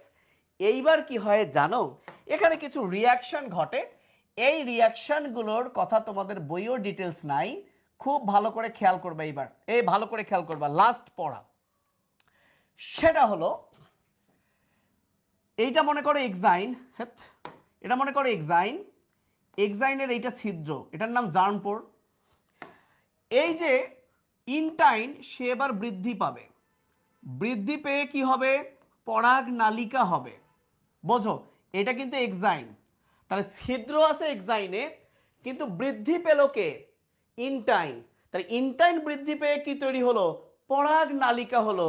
তাহলে তুমি একটা কাজ করতে পারো, এই যে ইনটাইন তো সেলুলোজ, ইনটাইন তো সেলুলোজ, তাহলে ওর নিচে তোমার জায়গা আছে কিনা জানি না, ইনটাইন তো সেলুলোজ দিয়ে তৈরি, এবং সে বৃদ্ধি পেয়ে, এখানেই লিখে রাখো, ইনটাইন বৃদ্ধি পেয়ে পরাগ নালিকা হয়।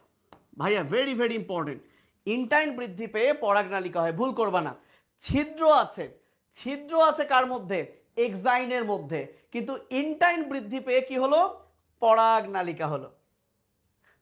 তাহলে পরাগ নালিকা হলো, এই যে পরাগ নালিকা, তাহলে এটার নাম কি বলো, এটার নাম হচ্ছে পরাগ নালিকা। এখন বলো তো এই যে পরাগ নালিকা, তার তো বৃদ্ধি ঘটবে কোথায়, সে কিন্তু বৃদ্ধি পাচ্ছে ধীরে ধীরে ধীরে ধীরে নায়িকার দিকে, নায়িকাতে এই যে আছে ভাই, বৃদ্ধি পাচ্ছে নায়িকার দিকে। কিন্তু দেখো তো এত বড় পরাগ নালিকা, তার তো কার্যক্রম আছে, তার তো বাঁচতে হবে, বাঁচতে হলে তারও তো নিউক্লিয়াস দরকার। এই জন্যই কিন্তু আল্লাহ তাআলা আগে এই পরাগ রেণুর মধ্যে দুইটা নিউক্লিয়াস দিয়েছে। এই যে বড় নিউক্লিয়াস, এই মামা এখন কি করবে, এই ছেলে এই এই যে কতগুলো নিউক্লিয়াস এখানে, হ্যাঁ, এই যে বড় নিউক্লিয়াসটা আগেই পরাগ নালিকায় ঢুকে যাবে। তো মনে করো এইটা নাই এখানে, এই চলে যা। তাহলে দেখো যখন পরাগ নালিকা তৈরি হলো, পরাগ নালিকার মধ্যে প্রথমে কে ঢুকলো, প্রথমে কে ঢুকলো, নালিকা নিউক্লিয়াস। কে ঢুকলো, নালিকা নিউক্লিয়াস। ততক্ষণে কিন্তু এই যে ওয়াল, এই পুরো জিনিসটা কিন্তু একটা কোষ হয়ে গেছে, এটা নিউক্লিয়াস, এই পুরো জিনিসটা কিন্তু একটা কোষ হয়ে গেছে। এই কোষটা এরপরে কি হবে, এখান থেকে কেটে দেই, এই কোষটা এখন চলে যাবে ভাইয়া পরবর্তীতে পরাগ নালিকার ভেতরে, এটাকে বলে জনন নিউক্লিয়াস। তাহলে খুব ভালো করে খেয়াল করো, পরাগরেণু যখন উড়ে এসে গর্ভমুণ্ডে পতিত হলো, নাম হচ্ছে পরাগায়ন। এরপরে কি হলো, ইনটাইন বৃদ্ধি পেয়ে পরাগ নালিকা তৈরি হলো। এই পরাগ নালিকার মধ্যে প্রথমে ঢুকলো নালিকা নিউক্লিয়াস, পরে ঢুকলো জনন নিউক্লিয়াস। জনন নিউক্লিয়াসটা মাইটোসিস প্রক্রিয়ায় ভাগ হয়ে দুইটা শুক্রাণু হলো, দুইটা শুক্রাণু বা পুং গ্যামিট হলো। তাহলে পরীক্ষা যদি প্রশ্ন করে উদ্ভিদের শুক্রাণু বা উদ্ভিদের পুং গ্যামিট কোথায় তৈরি হয়, তাহলে আনসার হবে উদ্ভিদের পুং গ্যামিট তৈরি হয় পরাগ নালিকায়। কিন্তু কয়টা? দুইটা। আল্লাহ তাআলা আমাদের লক্ষ লক্ষ শুক্রাণু বানাইছে, চান্স দিছে একজনের, কিন্তু উদ্ভিদের দুইটা পুং গ্যামিট তৈরি হয়েছে, চান্স দুটাকেই দেওয়া হয়েছে। কিন্তু এদের মধ্যে একটা রেস শুরু হয়, দৌড় শুরু হয়, যুদ্ধ শুরু হয়। যুদ্ধে যে জয়ী হয় স্বাভাবিক সেই নায়িকাকে পাবে, সাইড নায়িকার দিকে আর তাকায় নাই, সেই নায়িকাকে পাবে। এই যে হয়ে গেল নিষেক। তো ধরো এই মামা যুদ্ধে জয়ী হয়েছে, এখন আরেকজন যে পরে আসলো সে তো আর আঙ্গুল চুষবে না, সে গিয়ে কি করবে, আস্তাগফিরুল্লাহ, গার্ডিয়ানের সাথে চলে গেল। এই কই রে, এই যে সেকেন্ডারি নিউক্লিয়াস, সে গিয়ে ভাইয়া গার্ডিয়ানের সাথে ঝগড়া লাগাক আর যাই করুক মিলিত হয়ে গেল। এইটা হলো ভাইয়া আর একটা নিষেক। এই হচ্ছে আবৃতবীজী উদ্ভিদে দুইবার নিষেক। যে রেসে জয়ী হলো, জগতের নিয়ম, যে জয়ী হবে ভালো পুরস্কার তার, নায়িকার সাথে তার মিলন হলো, চলে যাচ্ছিস কেন, এটাকে বলা হয় নিষেক। আর বাকি একজন সেকেন্ডারি নিউক্লিয়াসের সাথে মিলিত হলো, এটাও একটা নিষেক। এই দুইটা নিষেকের নাম আছে, এজন্যই এই পুরো ব্যাপারটাকে বলা হয় দ্বিনিষেক। তাহলে সবাই একটা হেডলাইন দিয়ে দাও, তারপর আমরা বইয়ে দেখাবো কি পড়লাম। আজকের পড়া এই পর্যন্তই শেষ হবে। সো দ্বিনিষেক মানে হলো প্রথমে কার সাথে কার নিষেক হয়েছে, পুং গ্যামেটের সাথে ডিম্বাণুর নিষেক হয়েছে। ডিম্বাণু একটা স্ত্রী গ্যামেট, পুং গ্যামেটের সাথে স্ত্রী গ্যামেট, দুইটা গ্যামেটের দেখা হয়েছে। সিন মানে টুগেদার, সিন মানে টুগেদার, একসাথে হয়েছে দুইটা গ্যামেট, একে বলা হয় সিনোগ্যামি। অথবা মনে রাখতে পারিস দুইটা গ্যামেটের দেখা হয়েছে, তাই এটাকে বলা হয় সিনোগ্যামি। সো সিনোগ্যামি মানে হচ্ছে ডিম্বাণুর সাথে পুং গ্যামেটের মিলন। তাহলে বলো তো ডিম্বাণু আর শুক্রাণু মিলে কি তৈরি হবে, জাইগোট। সেটাই ভবিষ্যতে কি হবে, ভ্রূণ। তাহলে সিনোগ্যামির পরিণতি হলো ভ্রূণ তৈরি। তাহলে সিনোগ্যামি মানে ডিম্বাণুর সাথে শুক্রাণুর মিলন, তৈরি হবে জাইগোট, জাইগোটটা পরে হয়ে যাবে ভ্রূণ। আর পরবর্তীতে কি হয়েছে দেখো, পরবর্তীতে আরেকটা পুং গ্যামিট সেকেন্ডারি নিউক্লিয়াসের সাথে মিলিত হয়েছে।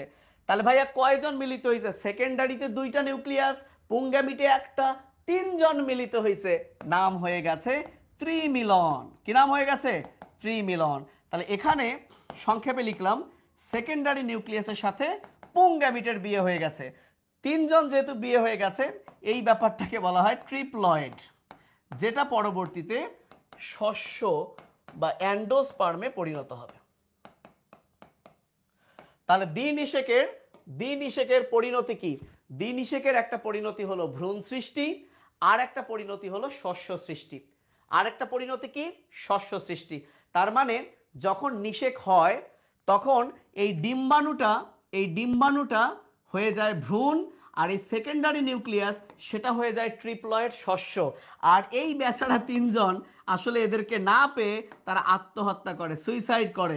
সহকারী কোষকে তারা হয়তো বা খেয়াল করেনি, সহকারী কোষ আবার হয়তো বা তাদের অপেক্ষায় ছিল, তারা আত্মহত্যা করার পর সহকারী কোষে ইন্নালিল্লাহ। তার মানে আমরা কিছুক্ষণ পর দেখবো এগুলো সবাই আত্মহত্যা করে, কিন্তু সেইটা আমরা নেক্সট দিন শিখবো। সো আজকে আমরা যেটা শিখলাম সেটা হলো দ্বিনিষেক মানে এই যে দুইবার নিষেক হলো, এবং সাথে আমরা পুং গ্যামেটোফাইট ব্যাপারটা কি এবার বোঝার ট্রাই করি। পুং গ্যামেটোফাইট ব্যাপারটা কি এবার বোঝার ট্রাই করি। ভাইয়া বলো তো, খুব ভালো করে খেয়াল, পরাগ রেণু এটা হ্যাপ্লয়েড না ডিপ্লয়েড, এটা হ্যাপ্লয়েড। পরাগ নালিকা, তাহলে এই পরাগ রেণু থেকে কি তৈরি হয়েছে, পরাগ নালিকা তৈরি হয়েছে। তাহলে নালিকা কি, নালিকাও হচ্ছে হ্যাপ্লয়েড। এই নালিকার মধ্যে কি আছে, নালিকা নিউক্লিয়াস, তারপরে কি আসছিল, জনন নিউক্লিয়াস, এরাও হ্যাপ্লয়েড। জনন নিউক্লিয়াস কি হয়ে গেছে, দুইটা পুং গ্যামিট, তারাও হ্যাপ্লয়েড। কি শিখছি শুরুতেই? হাগা, হ্যাপ্লয়েড মানে গ্যামেটোফাইট। তাহলে এইখানে যত হ্যাপ্লয়েড দেখছো সবই গ্যামেটোফাইট। এগুলো কার জিনিস? পোলার জিনিস। তাহলে এগুলো পুং গ্যামেটোফাইট। লিখে ফেলো, পড়া শেষ। লিখে ফেলো, পড়া শেষ। দেখো পড়া শেষ, লেখো পুং গ্যামেটোফাইটে কি কি আছে লেখো। তাহলে পুং গ্যামেটোফাইট, তাহলে পুং গ্যামেটোফাইটে কি আছে? প্রথমে কি পেয়েছিলাম? পরাগ রেণু। পরাগ রেণু। 2 কি পেয়েছিলাম? পরাগ রেণু থেকে কি হয়েছে? পরাগ নালিকা। আচ্ছা, এদের ভেতর আবার কি কি ছিল? নালিকা নিউক্লিয়াস প্রথমে প্রবেশ করছিল। নালিকা নিউক্লিয়াসের পর কে প্রবেশ করছিল? জনন নিউক্লিয়াস প্রবেশ করছিল। সেই জনন নিউক্লিয়াস আবার কি হয়েছে? 2টা পুং গ্যামিট হয়েছে। এরা সবাই কি মামা? এরা সবাই হ্যাপ্লয়েড। যেহেতু এরা হ্যাপ্লয়েড তাহলে এরা হাগা মানে গ্যামেটোফাইট। যেহেতু পোলার অংশ, এরাই হচ্ছে পুং গ্যামেটোফাইট। তাহলে পরীক্ষায় যদি প্রশ্ন আসে পুং গ্যামেটোফাইটের অংশ নয় কোনটি? খুবই সিম্পল, পুরুষের অংশ হ্যাপ্লয়েড। সবাই বলো যে প্রশ্নটা মারাত্মক ইম্পর্টেন্ট, এতগুলো অংশের মধ্যে সবার প্রথম কে তৈরি হয়েছে? পরাগরেণু। তাই পরাগরেণুই হচ্ছে পুং গ্যামেটোফাইটের প্রথম কোষ। তাহলে আমার প্রশ্নের আনসার দাও। পরাগরেণু যদি হয় পুং গ্যামিটের প্রথম কোষ, তাহলে স্ত্রী গ্যামেটোফাইটের প্রথম কোষ কি? প্রশ্ন। আমি লিখতে লিখতে আনসার দাও। প্রশ্ন হলো স্ত্রী গ্যামেটোফাইটের প্রথম কোষ কি? স্ত্রী গ্যামেটোফাইটের প্রথম কোষ কি? দেখি আমি প্রশ্ন করতে করতে আনসার দিতে পারছো কিনা। তাহলে বলো স্ত্রী গ্যামেটোফাইট কোত্থেকে তৈরি হয়? স্ত্রী গ্যামেটোফাইট তৈরি হয়, আমি বলে দিচ্ছি, স্ত্রী রেণু থেকে। তাহলে পুং রেণু বা পরাগ রেণু হচ্ছে পুং গ্যামেটোফাইটের প্রথম কোষ। তাহলে স্ত্রী রেণু হচ্ছে স্ত্রী গ্যামেটোফাইটের প্রথম কোষ। চলো ঝটপট দেখে আসি আমরা কতগুলো পড়া পড়িয়ে ফেলেছি। সবাই বই বের করো, পোলাপান সবাই বই বের করো। দেখো কতগুলো পড়া, বই শেষ পড়া, কতগুলো পড়া শেষ এইবার দেখবা। আমরা পড়েছি কোত্থেকে আমি সেটা দেখাই। সবাই রেডি? সবাই রেডি? আমি পড়েছি কোত্থেকে সেটা দেখাই। যেগুলো পড়াই নাই নেক্সট দিন সেখান থেকেই শুরু হবে। রেডি সবাই? আচ্ছা, কত পেজ সেটা বলি। Page number 355। তোমাদের বইয়ের সাথে মিলবে কিনা জানি না। 355। তো 355 এই দেখো এরকম একটা ছবি আছে। আমি এই পড়ার ধানই পড়াইনি আজকে, এটা আমাদের নেক্সট ক্লাসে পড়া থাকবে। আজকে এই কনসেপ্ট দেওয়ার জন্য এটা পড়াইনি। চলো শুরু করি। আমরা শুরু করছি কোত্থেকে দেখো। তার মানে এই জিনিসগুলো তুমি যদি আর বই না পড়ে খাতা পড়ো, আমি যা লেখাইছি, তাহলে এগুলো আর পড়তে হবে না। কিন্তু এগুলো যে পড়া হয়ে গেছে আমি একটু দেখাই। এখান থেকে শুরু। পরাগ মাতৃকোষ থেকে 4টি পরাগরেণু তৈরি হয়। এই 4টি পরাগরেণু একসাথে থাকে, মানে এগুলো সব হয়ে গেছে। এটাকে বলে পরাগ চতুষ্টয় বা পোলেন টেট্রাড। তবে পরিণত অবস্থায় এগুলো আলাদা হয়ে যায়। সব হয়ে গেছে, সব পড়া লাগবে। আলাদা হয়ে যায়, কিন্তু 2টা গোত্রে, এই যে অর্চি আর অ্যাসক্লেপায়া, এগুলো পৃথক না হয়ে একসাথে থাকে। একসাথে থাকাগুলোকে বলা হয় পলিনিয়াম। পরাগরেণু সাধারণত গোল, ডিম্বাকার, ত্রিভুজাকার, 3টা ছবি আঁকছি। এই একটা জিনিস আমি পড়াই নাই, 10 থেকে 200 মাইক্রোমিটার হয়। আমি এটাও লিখে দিতে চাই, যাতে আর বই না পড়া লাগে, তাহলে পরাগরেণু 10 থেকে 200 মাইক্রোমিটার, যাতে আর বই পড়া না লাগে। খাতা পড়বা, পড়া শেষ। ওকে, তারপরে কি বলছে? পরাগরেণু এক কোষী, এক নিউক্লিয়াস, একটা এন, হ্যাপ্লয়েড। কিন্তু ত্বক আছে কয়টা? 2টা। রিভাইজ করো। বাইরেরটা কি? আচ্ছা, বাইরেরটা পুরু শক্ত, এটা খুবই কমন সেন্স, কারণ যে বাইরে থাকবে সে পুরু হবে, শক্ত হবে, কারণ তাকে প্রোটেকশন দিতে হবে। কিন্তু সে কিউট। কেন কিউট? আচ্ছা, তার নাম এক্সাইন। কেন সে কিউট? সে অর্নামেন্টেড থাকে। কি অর্নামেন্ট, কি দিয়ে অর্নামেন্টেড থাকে? স্পোরোপোলেনিন। তো কি বলছিলাম? বাইরে ফিটফাট, ভেতরে কি মামা? ভেতরে সদরঘাট, এবং ভেতরেরটা পাতলা হবে, এবং তার নাম কি ভাইয়া? ইনটাইন। তার নাম কি? ইনটাইন। এবং সেখানেই আছে জনন ছিদ্র বা জার্মপোর। কয়টা আছে? তার মানে আমি প্রত্যেকটা লাইনই বলছি, তাড়াহুড়া করো না। তুমি মনে করো প্রত্যেকটা লাইন, তুমি দেখো পড়াইছি কিনা, 20টা পর্যন্ত জার্মপোর থাকে। ওকে, এবার দেখো কিভাবে পুং গ্যামেটোফাইট সৃষ্টি হয়। পুং গ্যামেটোফাইটের দেখো ফার্স্ট লাইন বোল্ড করা, পরাগরেণুই হলো পুং গ্যামেটোফাইটের প্রথম কোষ, জানো কিনা? এবং এই নিউক্লিয়াসটি বিভাজিত হয়ে দুটি অসম নিউক্লিয়াস গঠন করে। কথাটি ভুল, নিউক্লিয়াস সমান কিন্তু দুটি অসম আর কি কোষ হয়। যাই হোক, দুটি অসম নিউক্লিয়াস গঠন করে। এর মধ্যে বড়টার নাম কি? বড়টার নাম হচ্ছে নালিকা নিউক্লিয়াস, ছোটটার নাম জনন নিউক্লিয়াস, পড়াইছি। এবং বলছে সাধারণত এই দুই নিউক্লিয়াস বিশিষ্ট অবস্থায় পরাগরেণু বের হয়ে আসে এবং পরাগায়ন হয়, বলেছি। তারপরে কি বলেছে? এই পরাগায়ন হওয়ার কারণে এদের উদ্ভিদের নিষেকের জন্য আলাদা করে কোনো পানি লাগে না এই উন্নত উদ্ভিদের। তারপরে দেখো কি বলছে, পরাগায়ন হওয়ার পর ইনটাইন বৃদ্ধি পেয়ে এই জার্মপোর দিয়ে নালিকার আকারে বাড়তে থাকে। এই নালিকাকে বলা হয় পরাগ নালিকা, যার ইংলিশটা আমি বলি নাই, কমন সেন্স। পোলেন মানে পরাগ, টিউব মানে নালিকা। পরাগ নালিকার ভেতরে প্রথমে কে ঢোকে? নালিকা নিউক্লিয়াস, পরে কে ঢোকে? জনন নিউক্লিয়াস। এবং তুমি এই ফ্লো চার্টটার দিকে তাকাও, পরাগরেণু নিউক্লিয়াস দুই ভাগে ভাগ হয়, আর জনন নিউক্লিয়াস পরবর্তীতে দুইটা পুংগ্যামিট হয়। কিভাবে দুইটা পুংগ্যামিট হয় দেখো লেখা আছে, ইতিমধ্যে জনন নিউক্লিয়াসটি মাইটোসিস প্রক্রিয়ায় বিভক্ত হয়ে দুটি পুংগ্যামিট হয়। এই পুংগ্যামিট মানেই শুক্রাণু। তাহলে এবার বলো, পরাগরেণু, নালিকা নিউক্লিয়াস, জনন নিউক্লিয়াস, পরাগ নালিকা, পুংগ্যামিট, এরা সবাই হ্যাপ্লয়েড, এদেরকেই বলা হয় পুংগ্যামেটোফাইট। এখন কথা হলো, যেটা আমি বলি নাই, এরা পুংগ্যামেটোফাইট কিন্তু স্পোরোফাইটের উপর নির্ভরশীল, এই কথাটা আমরা বুঝি নাই। এটার অর্থ হচ্ছে ওই যে আমি বললাম হাগা মানে হ্যাপ্লয়েড এবং গ্যামেটোফাইট। তাহলে মনে রাখবা, যারা হ্যাপ্লয়েড তারা গ্যামেটোফাইট, তাহলে যারা ডিপ্লয়েড তারা স্পোরোফাইট। যারা হ্যাপ্লয়েড তারা গ্যামেটোফাইট, যারা ডিপ্লয়েড তারা স্পোরোফাইট। যেমন তুমি আমার কথা বলো, যদি আমি বলি আমার কোষ কি রকম, আমার সকল কোষ ডিপ্লয়েড কিন্তু আমার শুক্রাণু কি? হ্যাপ্লয়েড। তাহলে বলো তো আমার প্রধান কোষ কি? ডিপ্লয়েড। তাহলে শুক্রাণুটা কি এই ডিপ্লয়েডের উপর নির্ভরশীল। তো এই উদ্ভিদগুলোর মেইন কোষ হলো ডিপ্লয়েড, অর্থাৎ এরা মেইনলি স্পোরোফাইট উদ্ভিদ। তো যেহেতু এরা স্পোরোফাইট উদ্ভিদ, তাহলে তাদের দেহে যারা গ্যামেটোফাইট আছে সেই গ্যামেটোফাইট গুলো কার উপর নির্ভরশীল হবে? স্পোরোফাইটের উপর নির্ভরশীল হবে। এজন্যই বলছে এদের গ্যামেটোফাইট কার উপর নির্ভরশীল? স্পোরোফাইটের উপর নির্ভরশীল। তাহলে এই পর্যন্ত আমরা পড়েছি। এখন ডিম্বক কিভাবে তৈরি হয় সেইটা, এই বক্সটা আমরা পড়ি নাই, কিন্তু ডিম্বকের গঠন, এই গঠন থেকে প্রশ্ন মেডিকেলে আসবে না, ছবিটা দিয়ে তো তুমি চিনছো। তাহলে এই গঠন থেকে আমরা আর কিছু পড়বো না, কোনটা কি নাম জেনেছি। যেটা আমাদেরকে পড়তে হবে সেটা হলো ডিম্বকের প্রকারভেদ, যেটা ভেরি ভেরি ইম্পর্টেন্ট, আমি পড়াইছি। এরপরে আসো, পড়া দেখো, এরপরে আসো, ডিম্বকের প্রকারভেদ হয়ে গেল। এবার আসো স্ত্রী গ্যামেটোফাইটের কিভাবে বিকাশ হয়। দেখো, পরাগরেণু ছিল পুংগ্যামেটোফাইটের প্রথম কোষ, এগুলো সব হয়েছে কিন্তু। তাহলে স্ত্রী রেণু কি? স্ত্রী গ্যামেটোফাইটের প্রথম কোষ। স্ত্রী রেণু বিভাজিত হয়ে স্ত্রী গ্যামেটোফাইট হয়, যার অপর নাম ভ্রূণথলি। এই ভ্রূণথলি কয় প্রকার? 3 প্রকার। মনো, এই যে একটা, বাই দুইটা, তারপর কই টেট্রা, 4টা। এখন নতুন একটা টপিক, সেটা হলো টেট্রাস্পোরিক 7 প্রকার হয়। টেট্রাস্পোরিক কয় প্রকার হয়? 7। এবং তোমাদেরকে একটা ছন্দ দিছিলাম, পা পি পে, এই যে পে, এই যে পেপে, পেপেরোমিয়া, এই পেপেরোমিয়া হচ্ছে টেট্রাস্পোরিক। এবং এখানে বলা হয়েছে টেট্রা মানে কি? 4, 4 দুগুণা 8, 8 দুগুণা 16 পর্যন্ত হয়। তাহলে এইটা আমি একটু পর লিখে দিব যে পেপেরোমিয়া কত হয়? 16 নিউক্লিয়াস হয়। বাদ বাকি দেখো সব 8 নিউক্লিয়াস। মনোস্পোরিক 8, এই যে ফ্রিটিলিয়ারিয়া, কি ফ্রিটিলিয়ারিয়া, ওরে সর্বনাশ, এটাও দেখো ভাইয়া 8।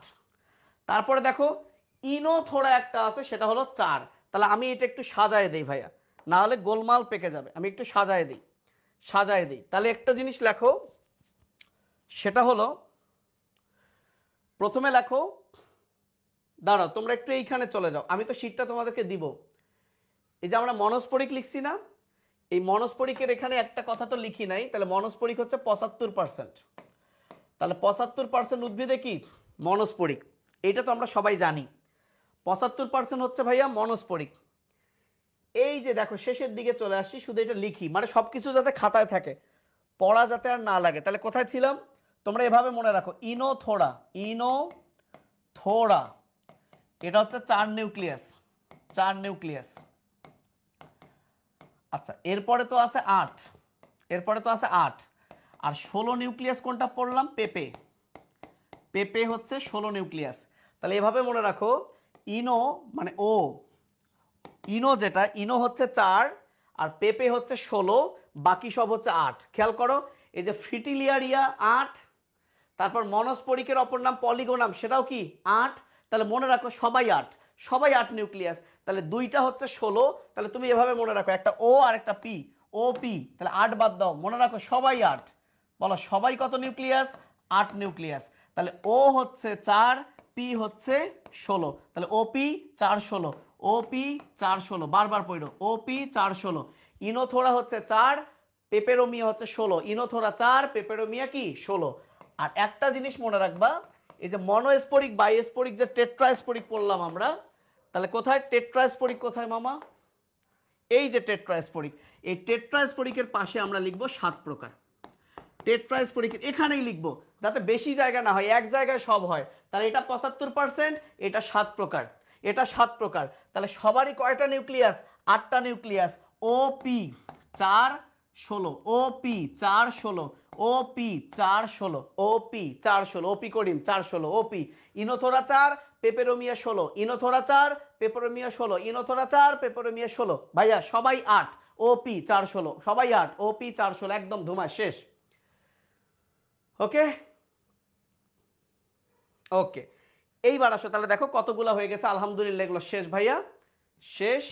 স্ত্রী গ্যামেটোফাইট কিভাবে সৃষ্টি হয় এটা তোমার একদমই পড়া লাগবে না, আমি দেখাইছি। এই 1টা থেকে 4টা নষ্ট হয়, 3টা 8টা, কিন্তু এটা রিটেনে আসবে না। এইবার আসো এগ অ্যাপারেটাস কাকে বলে, ওস্ফিয়ার, ডিম সব পড়াইছি। সিনার্জির কি, সাহায্যকারী নিউক্লিয়াস কয়টা, 2টা, সব পড়াইছি। এখন আমি 2টা প্রশ্ন করি, যদি বলে ভ্রূণথলির যে মেরু ডিম্বক মূলের দিকে থাকে সেই মেরুর নিউক্লিয়াসকে কি বলে? তো ভাইয়া তোমরা ছবি নিশ্চয়ই দেখেছো, মানে প্রশ্ন দুইভাবে আসতে পারে, দুইভাবে আসতে পারে। এই যে আমরা তো সবাই জানি এটা ডিম্বক মূল, তাহলে মূলের দিকের নিউক্লিয়াসকে বলে প্রতিপাদ কোষ, আর রন্ধ্রের দিকের নিউক্লিয়াসকে বলে ডিম্বাণু যন্ত্র। আবারও বলছি, মূলের দিকের কোষকে বলে প্রতিপাদ কোষ, রন্ধ্রের দিকের কোষকে বলে সহকারী কোষ বা ডিম্বাণু যন্ত্র। এই 2টা এমসিকিউ পরীক্ষায় আসতে পারে, যেটা এখানে আছে, আমি লেখাই নাই, দেখো লেখা আছে। এই যে মূলের দিকের কোষকে কি বলে, প্রতিপাদ কোষ, আর সহকারী কোষ কি, এই যে ডিম্বাণুর দুপাশে এভাবে যদি আসে, ডিম্বাণুর দুপাশে তাকে বলে সাহায্যকারী কোষ। এবং আমরা শিখেছি ভ্রূণথলি, আর এতে যারা যারা আছে ডিম্বাণু, সাহায্যকারী, প্রতিপাদ, সেকেন্ডারি, এই সবাইকে একসাথে বলে স্ত্রী গ্যামেটোফাইট। আর অলওয়েজ গ্যামেটোফাইট স্পোরোফাইটের উপর নির্ভরশীল। তাহলে এই পর্যন্ত আমরা পড়েছি। তারপর দেখো কি পড়লাম, এই যে এটাও পড়লাম, কোষ 7টা কিন্তু নিউক্লিয়াস 8টা, আমি লেখাইছি 8টা নিউক্লিয়াস কিন্তু কোষ কয়টা, 7টা। আচ্ছা নিষেকের বেলায়, আচ্ছা এই যে নিষেক আর পড়াই নেই, সো এইটা আমরা নেক্সট ক্লাস এখান থেকে শুরু করব। এরপরে আর আমি কিছু পড়াই নাই, আমি যে দ্বিনিষেক পড়াইছি, বাট নেক্সট দিন আবার আমি দ্বিনিষেকের ব্যাপারটাও দেখাবো মাঝখানে। তাহলে এই মাঝখানের এইটা পড়াই দিলেই কিন্তু শেষ। আমি জানি অনেক টাইম আছে, পরে দেখে নিও। তাহলে এই যে নিষেকের পরিণতি থেকে আমাদের আজকের পড়া, তাহলে দ্বিনিষেক যেহেতু আমি পড়ালাম, তাহলে দ্বিনিষেকের উপরে শুধু আর একটা পড়া আছে, আমি এটা বই থেকেই পড়াই দিই। এই যে দেখো, এই যে পুরো পৃষ্ঠা, আমি একটু ছোট করে দেই, এই যে পুরো পৃষ্ঠা, এই যে 360 পৃষ্ঠা থেকে মাত্র 3টা লাইন পড়া লাগবে। প্রথম লাইন, দ্বিতীয় লাইন, আর এই যে এখানে কিছু লাইন আছে, আমি একটু জুম করে দেখাই। এইটা পড়ালে তাহলে আমাদের পড়া দ্বিনিষেক পর্যন্ত শেষ। এবং আমি এইটাও তোমাদের আর বইয়ে পড়াবো না, খাতায় পড়াবো, যাতে তোমার সব পড়া খাতায় হয়। এবং আমি চাই এই খাতাটা ভালো করে পড়া, আমি চ্যালেঞ্জ করছি ইনশাআল্লাহ খাতা থেকেই পরীক্ষায় তুমি যেখানে দিবা কমন পাবা ইনশাআল্লাহ। পরবর্তীতে কোনো পরীক্ষা দিলে এই চ্যাপ্টার থেকে প্রশ্ন আসলে আমারে বলবা, কমেন্ট করবা। তাহলে 2.5 লক্ষ পুষ্পক উদ্ভিদের মধ্যে 85 ভাগের উপর উদ্ভিদেই পরাগায়নের জন্য কার উপর নির্ভরশীল, পতঙ্গ বা অন্যান্য প্রাণীর উপর নির্ভরশীল। এটা একটা মুখস্থ বিদ্যার পড়া। আমি মূলত এই যে একটা জায়গা, এই জায়গাটা পড়াবো। এই জায়গাটা কি, চলো আগে আমি মুখে মুখে বলি। এই যে পরাগায়ন হওয়ার পর পরাগনালিকা বৃদ্ধি পাচ্ছে, লাস্ট পড়া, লাস্ট 2 থেকে 3 মিনিট। নর্মালি এই পরাগনালিকা এই দিক দিয়ে গিয়ে গিয়ে গিয়ে গিয়ে ডিম্বক রন্ধ্রপথে কিন্তু ভেতরের দিকে ঢুকবে, এটাই স্বাভাবিক, এটাই জগতের নিয়ম। তো যেহেতু ভাইয়া পোর মানে ছিদ্র, পোর মানে ছিদ্র, পোর দিয়ে মিলন হবে, গ্যামি মানে মিলন, গ্যামি মানে মিলন, যেহেতু ছিদ্র দিয়ে ঢুকে মিলন হবে এটাকে বলা হয় পোরোগ্যামি। এবং ভাইয়া বলা হয়েছে যে দুনিয়ার ম্যাক্সিমাম উদ্ভিদে পোরোগ্যামি হয়। এই যে পোরোগ্যামি অধিকাংশ উদ্ভিদে হয়, আমজাম। কিন্তু কিছু শালার ভাইরা আছে, এরা খুব অধৈর্য, এরা এই যে পরাগনালিকা যে বড় হলো, এরা এতই অধৈর্য, এই দিক দিয়ে আসার পর এরা যে একটু ঘুরে ছিদ্র পথে যাবে না, মনে হচ্ছে শালা কি জানি ফুরায় যাচ্ছে, এরা একদম ডিরেক্ট এই দিক দিয়ে ঢুকে যাবে ভাই।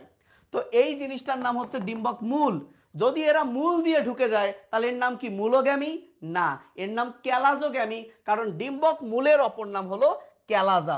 যদি মূল দিয়ে ঢুকে, মনে হচ্ছে কলিজা দিয়ে ঢুকে গেল, ক্যালাজোগ্যামী। এবং এর এক্সাম্পল মনে রাখবা, ক্যাতে ক্যালাজা, ক্যাতে ক্যাসুয়ারিনা, ক্যা ক্যা, অথবা ক্যালা যা, যা থেকে ঝা, ঝাউ। এবং সর্বশেষ কেউ আছে একটু ভয় পায় আবার ধৈর্য নাই, অর্থাৎ এই পর্যন্ত আসার পর সে ভাবছে মূল দিয়ে ঢুকবো, কেউ আবার ধরে কিনা, তখন সে বলে যে না একটু সাইড দিয়ে যাই। যাওয়ার সময় তার আর আফসোসের শেষ নাই, ভাই ওই দিক দিয়ে যাওয়াই মনে হয় ভালো ছিল, আর কত দূর ভাই, আর কত দূর। এই সব করতে করতে করতে করতে সে ত্বক দিয়েই ভাই ভেতরে ঢুকে যায়, যে নায়িকারে তো পাইতে হবে। যাই হোক, ত্বক দিয়ে যখন ঢোকে তার নাম হলো মেসোগ্যামি। আসলে মেসো মানে ত্বক বোঝায়, ওই যে মেসোডার্ম পড়ছো না, একটোডার্ম মেসোডার্ম, সো এটাকে বলা হয় মেসোগ্যামি। সো মেসো থেকে মেসি ভাবো, মেসি মনে করো লাউ কুমড়া খায়, এ কই রে ভাই, এই মেসো হচ্ছে লাউ কুমড়া। তো এই জিনিসটাকে আমি সাজায় দিই, কারণ আমি সবকিছুই লিখে দিছি, এটা তোমাদেরকে আমি আপলোড করে দিব। তাহলে দেখো, পরাগনালিকার প্রবেশ পথ, পরাগনালিকার প্রবেশ পথ, প্রবেশ পথ এবং উদাহরণ। দেখো আমি একটু সাজায় দেই, তাহলে একদম ক্লিয়ার হয়ে যাবে। এক নাম্বার হচ্ছে পোরোগ্যামি, এক নাম্বার হচ্ছে পোরোগ্যামি। সো পোরোগ্যামি মানে, আচ্ছা সরি, তাহলে মাধ্যম, উদাহরণ। পোরোগ্যামি মানে কি দিয়ে যাবে? পোরোগ্যামি মানে যাবে ডিম্বক রন্ধ্র দিয়ে। উদাহরণ কি? অধিকাংশ উদ্ভিদ। এরকম অধিকাংশ উদ্ভিদ কি মনে পড়ে? আম, জাম, কাঁঠাল এটসেট্রা। দুই কি? মূল দিয়ে যদি যায় তাকে বলবো ক্যালাজোগ্যামি।